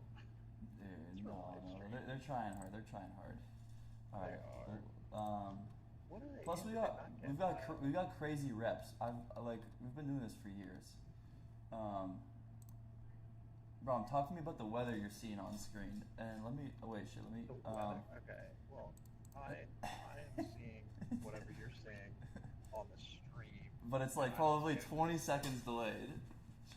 Yeah, it's probably 20 seconds late. So give me 20 seconds. I'll tell you what I managed to put up on the screen. When we are ready for departure, we can also put electronic devices in the flight point so that you can use the track flight. Put your laptop safely away, back ready for takeoff. If any of your electronic devices becomes hot, damaged, or produces smoke, let us know immediately. The user ensures you have fire-based safety devices and other the flight attendant announcement. Jerry Brown. Jerry Brown is the president of Tripoli, if I'm correct. Tripoli is one of the. Good evening and welcome on board, sir. Oh my gosh, dude! You gotta. Are your headphones on? Because dude, the pilot's audio. Alright, dude. Well, that was fun. Now we don't have the pilot's commentary anymore. So we're back to just me clowning around. And it is currently, there is a range hold. Let me see if I can pull that back up. Range hold, yep. For the wind threshold. Okay, nice. We got their graphic too. And let's see. We can do, you know what? Can someone post? No, there's nobody listening to this. Maybe a few people, but we're gonna take some call-ins. We're gonna have some people call in. If you know my phone number, call me on Signal right now. Otherwise, launch.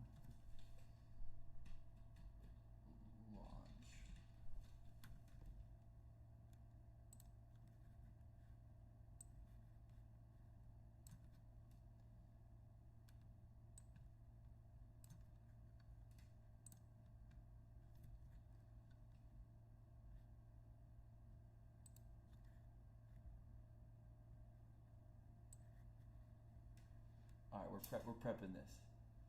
If you want to join the stream, hop in on that link.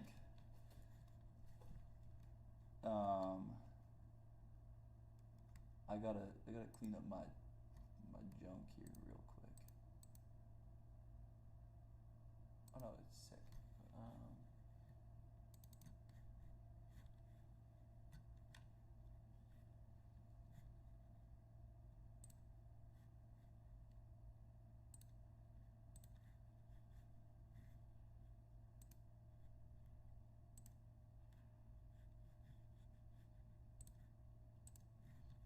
We are still on a weather hold, range hold. There you go. You can see all the things I eat. Oh, dude. All right, let's freaking go. We've got a caller. We've got a caller, ladies and gentlemen. Oh no, don't look at that. Yo, all right. Let me get you guys back on the stream. All right, so how's it going? Live, we've got Logan Herrera and Brom Soltis. Just in case you guys don't know what's going on, there's currently a range hold, and Brom's flying to Switzerland. Logan, how's it going? I'm feeling good. How are you, Matt? I am feeling good. This is a very different type of stream for me. I am grateful to not be out in the dust. I'm grateful I didn't spend my Saturday working very hard. And I'm glad there are other people doing that. My time has come to meme, so here we are. Yeah, I was just reflecting on how my 2026 is different from my 2025. Yeah, and how much of that is from pulling back on the throttle? Well, I think that I have appreciated being able to work on the policy aspects of Ezra. That's right. Been a very interesting and rewarding experience, and just been a different variety and focus. Yeah, in case people didn't see, I'm gonna pull up the picture of our recent activities, or of with that you were liaisoning on behalf of Ezra. Just so keep talking about the policy activities. Oh, sure. Well, we've been working on export control for some time, and last year I really appreciated all the students giving their comments on some regulatory updates about ITAR and export control. So we recently visited, as part of the AIAA partnership and AIAA conference in DC, visited some legislators and talked about the challenges that ITAR causes for collegiate rocketry. In case you didn't see, I've got we were looking at that. Nice. I pulled up the white paper, or whatever it's called. Mm-hmm. So in collaboration. I co-authored a policy position paper with AIAA on ITAR reform. ITAR reforms to promote and support a robust academic pipeline. So what does that say for the noobs, or the people who've never heard about the work that you've been doing? Sure. So from the highest level, there's a policy question of how much rocket is too much rocket. Right? When does it start to become something that needs to be treated as a weapon for national security purposes? And I think historically that has been a very tight control. Yeah. But in today's world, the United States is better served by generating hundreds or thousands of new rocket scientists than acting as if it has a monopoly on this small rocket technology we see in the IREC. Do you think the legislators and regulators are trying to argue in good faith that solid propellant is actually there's utility in at the scale that we are working out on, or do you think this is sort of a vestigial piece of regulation where it's just a matter of time where the regulations catch up with the full scope of technology across the world? Well, I think there are two aspects to it. One is that from a people historical, how did we get here perspective, a lot of it is what I've taken away from talking to people is that amateur rocketry has just not been a thing the regulators are thinking about. Yeah. Their focus has been elsewhere. For example, whenever the U.S. does foreign arms sales or like sends missiles to Ukraine, it's the same regulators. They have a lot to do and a lot to look at and a lot of foreign policy things to consider. They are very busy, and I think the amateur rocketry community has not been a focus. And now that we are coming and being louder and self-advocating, and I think we're getting good engagement. I think people are interested and see the inadvertent harms and the possible positive benefits and are enthusiastic to be helpful. Yeah, my experience has been people get it now that we've been doing the educating, but the machinery of regulation, it takes a long time to change. And for people who have really no idea about the machinery, like you see, ITAR, you hear, I can't do this, this size AP is controlled and guided this and that, and then when I go to apply to SpaceX, it says I have to be U.S. citizen. Like, what actually is the machinery, and what have you been doing, like, in very tangible manners to build this awareness, to get people on board, to do this self-advocacy? Like, I think a lot of people look at the regulations and they think this is an immovable wall, and college rocket students, they'll never be able to actually operate inside of that machinery. So walk us through, is that having meetings with people? Is that just kind of talk us about literally engaging with the regulation process, and how small group of people can actually have an influence on that. Oh, absolutely. So I think there's when I say it takes a long time, right, the relevant U.S. munitions list category 4 has not been updated in over 10 years. So that is where some of the it takes a long time comes from. Yeah. As far as what does this look like, part of it is a hearts and minds thing, that the universities in particular have special privileges that are theirs to exercise, but they need the confidence that those special privileges do exist and they can exercise them.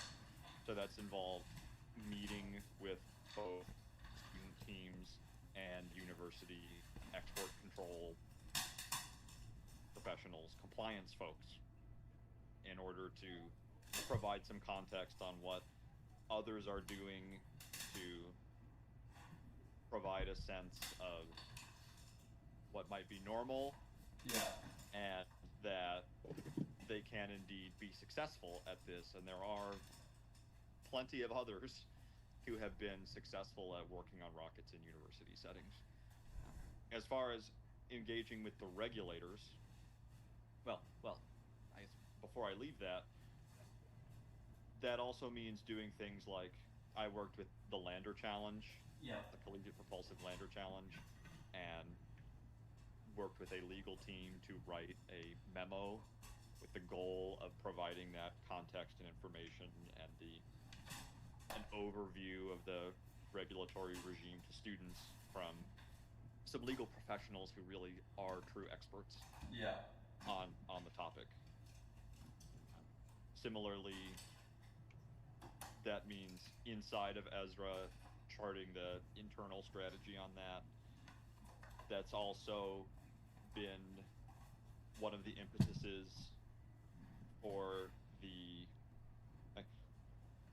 while Ezra really does believe in the free sharing, the academic approach that everyone should be sharing and improving and getting better at rocketry in order to build the next generation of aerospace leaders. Yeah.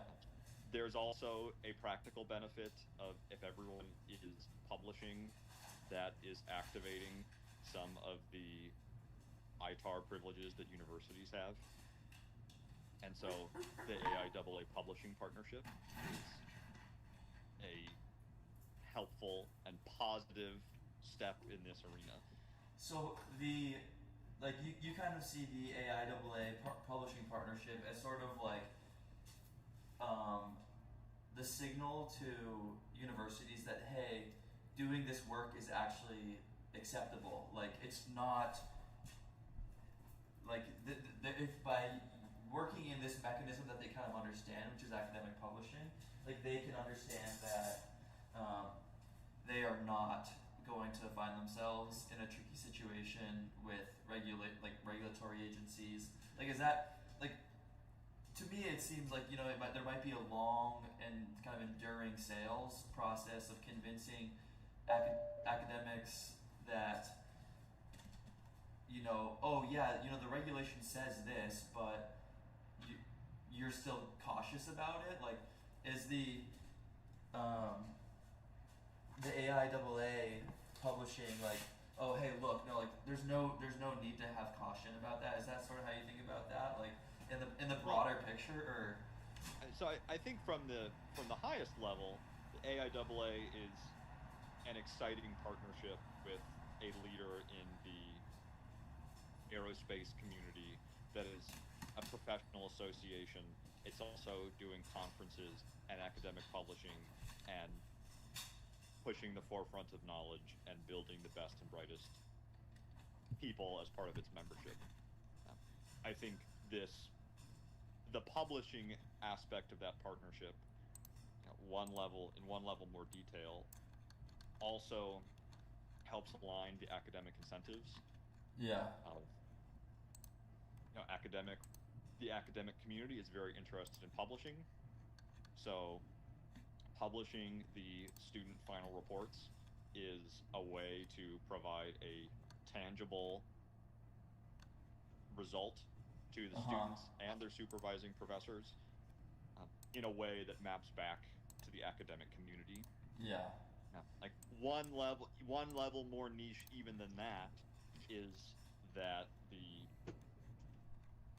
that automatic publication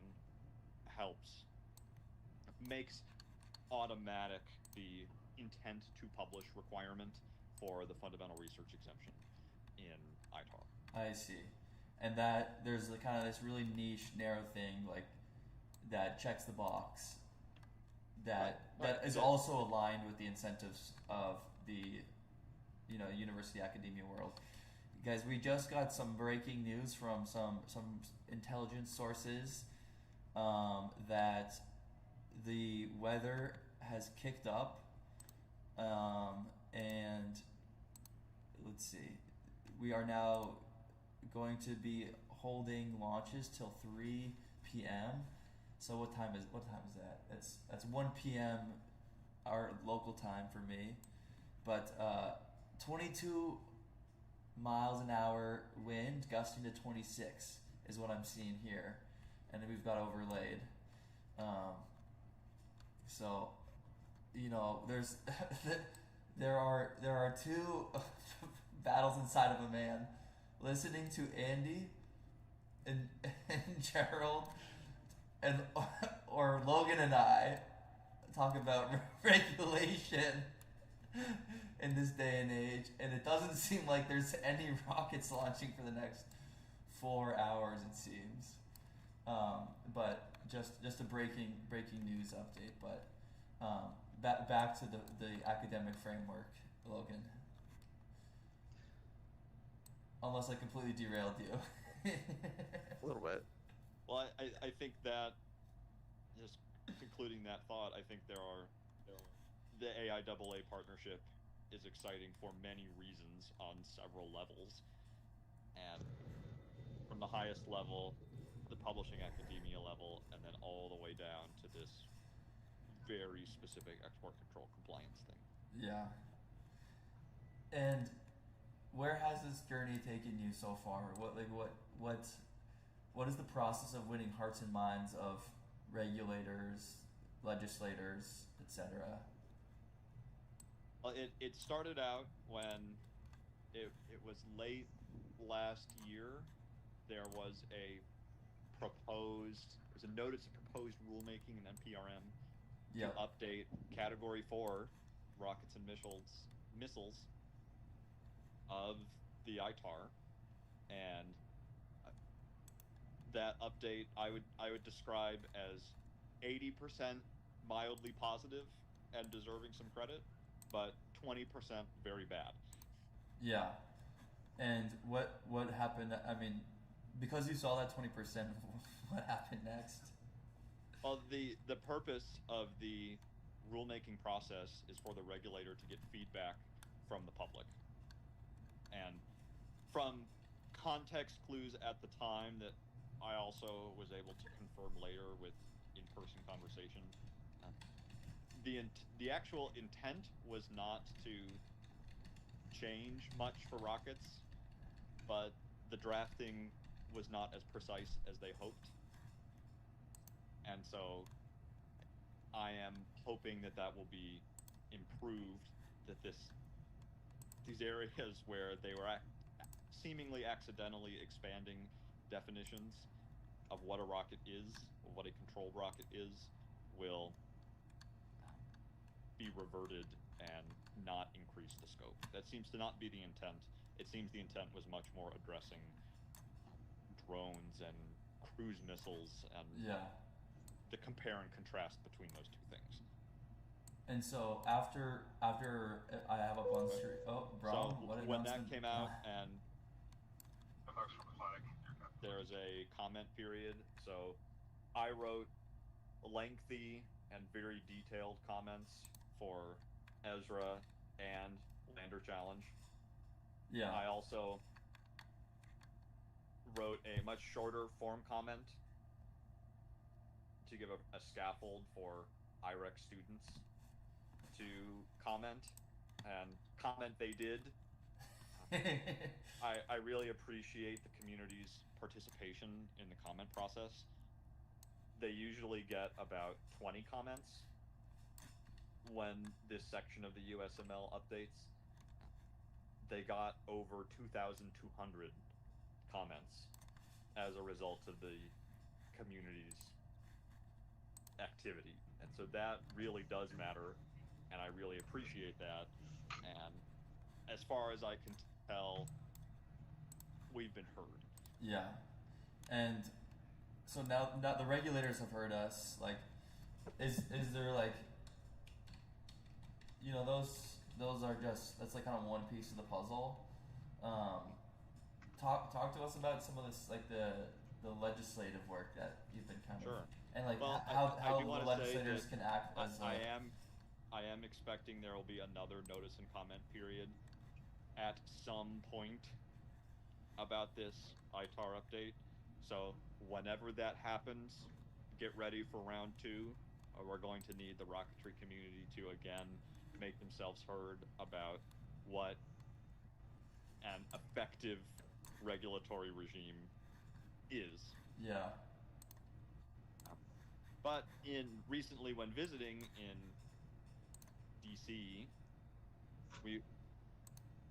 I went to visit multiple members of Congress who have some connection to the event. In particular, Senator Cruz and his office, seeing as he's one of the senators from Texas, and is enthusiastic about aerospace in Texas. And his staff have been great supporters of the IREC event and have been very helpful with various regulatory issues, FAA and DDTC being chief among them. Yeah. So they've been very helpful in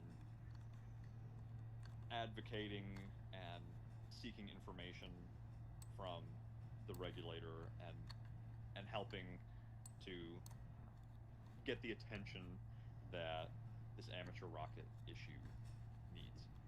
So what is the Oh yeah, go ahead, bro. I was gonna say, do you have any photos of us that you can put up on the stream in DC? Yeah, I'm trying to pull them. I've been working in the background. I'm trying to pull them up without exposing too much information. Because like currently I have Signal open, and yeah, I'm pulling up my Gmail, so I'll have them in a second, but I'm carefully working. I appreciate your care, Matt. So, but it was also a fun experience. I brought a rocket into the Capitol office complex. Thank you to the University of Maryland College Park for lending their rocket. Shout out to Maryland. And the security was very interested in it for a few minutes. They wanted to check it out, but once they realized what it was, they thought it was pretty neat and did a patch exchange. So I now have a U.S. Capitol Police patch since 1828 to show for it.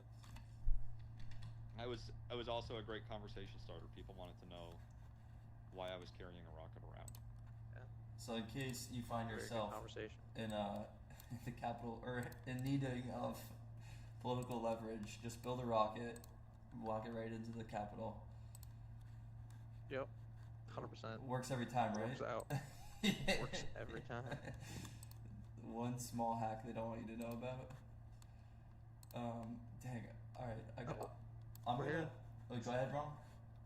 I was gonna say I'm listening to some insider information out on the ground. It sounds like the badges are melting in the desert heat this year. That's very unfortunate. Oh yeah, I saw that on Discord. Oh dude, we're gonna just go full degen stream. We're gonna have you guys in the corner. Discord. Yeah, my flight is being delayed because of the G7 the event. Conference. I'm flying it to Geneva, so yeah. I'm just on the tarmac. That's why I'm just out here. I was wondering how how it was lasting so long. Are you now holding your earpiece as a microphone? Yes, I am. I am holding my earpiece as a microphone. It's just a little less. It'll still pick up the pilot. I'll try to quiet it down, but yeah. Dang. Can we get some Subway Surfers on, by the way? Yeah, my ADHD brain needs something to keep it going. While I listen to Logan talk about legislative policy. This is like the final boss of sleepers. Like, if you're locked in now, you're like, we're coming for you, kind of thing.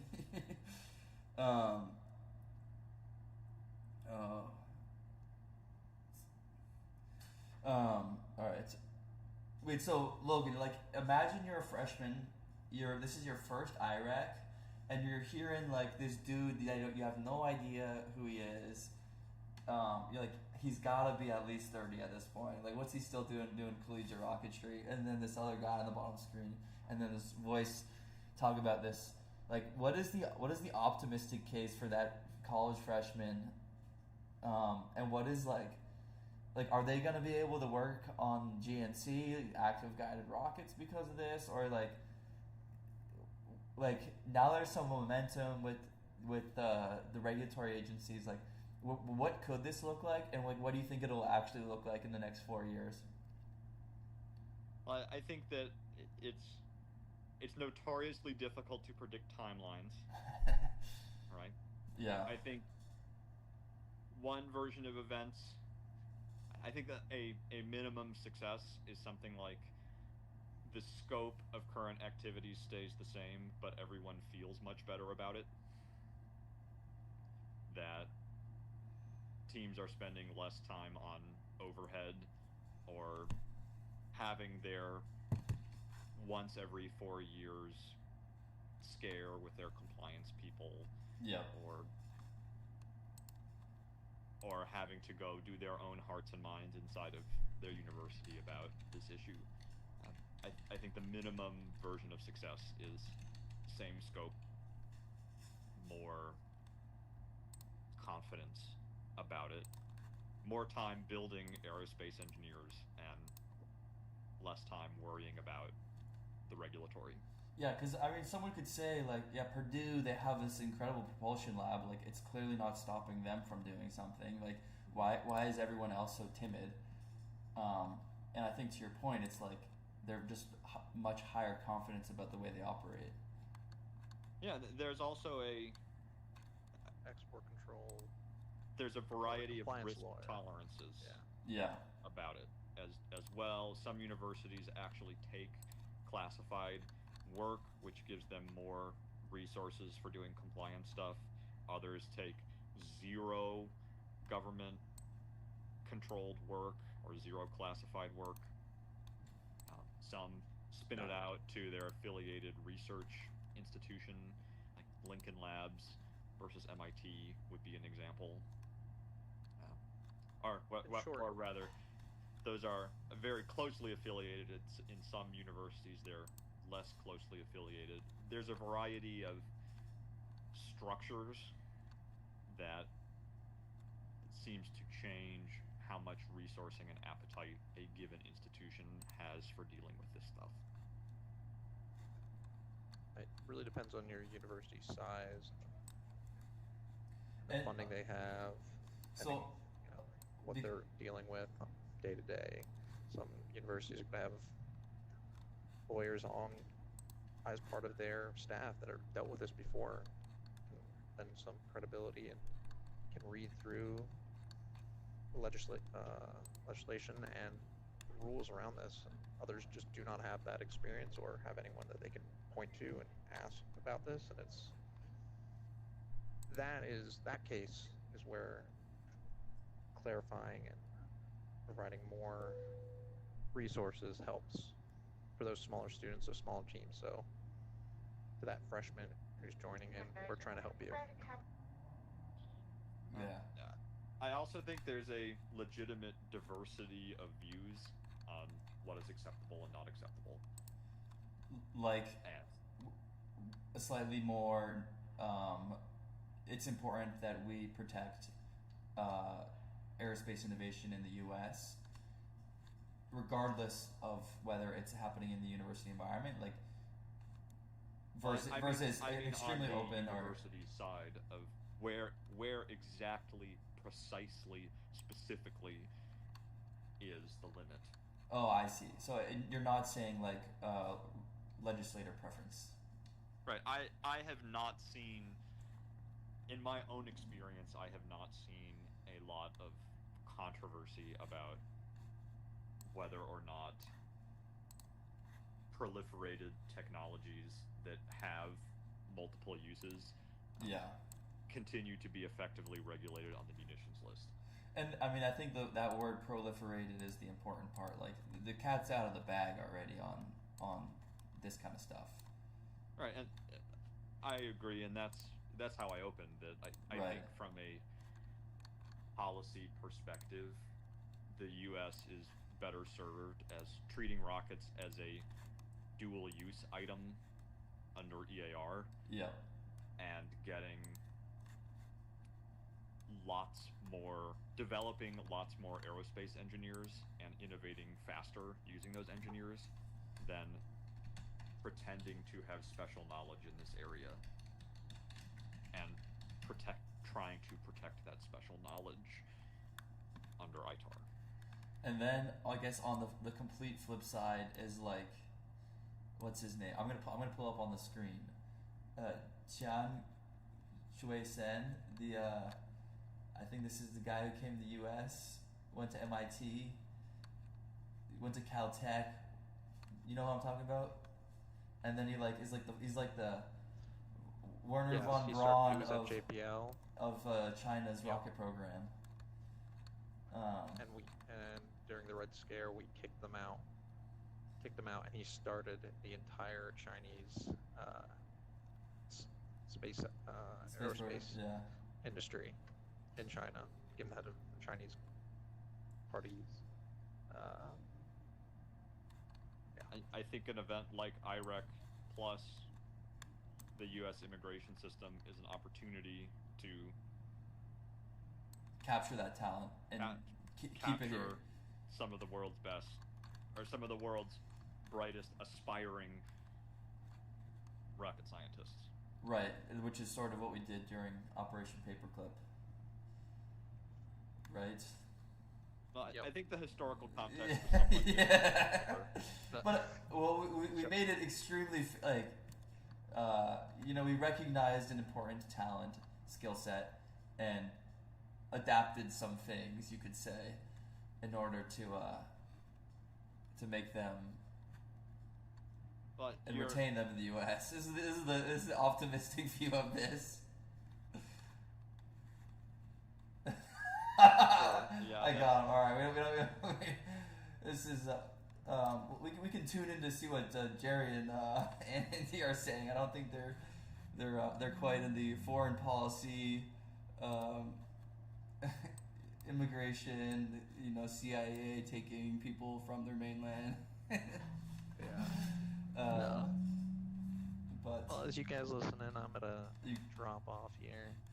I think we're finally cleared this for takeoff. all right. So, Well, it's been good, Brom. Thanks for joining good. in. sounds good. Have a fun hour. I might join you guys after I land. Yeah, well, there's no Get my train ride. there's no launches till 1, so I think I'm gonna do some work till 1, and I'm gonna figure out how to increase the quality, because apparently it's 480 or something, and I am gonna try and fix some other graphic stuff. By me, good. I mean I'm gonna tell my agents to fix it. Sounds good. See you They've guys been then. working hard. They have been working hard. Bye. Alright, yeah. And I got to scram too. Yeah, makes sense.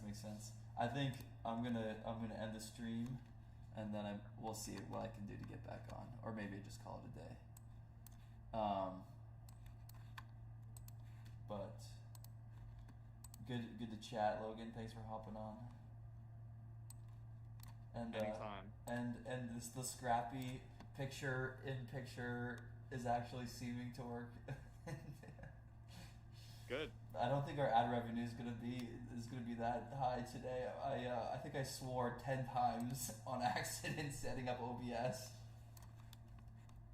Not safe for children, as I've got a mark. All right. Next time. There are more days. There are more days. That's true. I don't know if I can do it more than 2. All right. See you, Logan. Bye.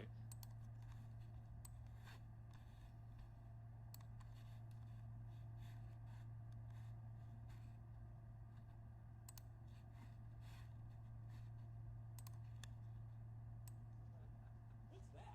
And so that's actually how I got into rockets, was through model airplanes, and to this day I still fly model airplanes. I actually race them competitively and enjoy it, and that's a whole nother, like, you've got to be able to have all the type of aerodynamics and Oh my God, I'm combustible interested. engine.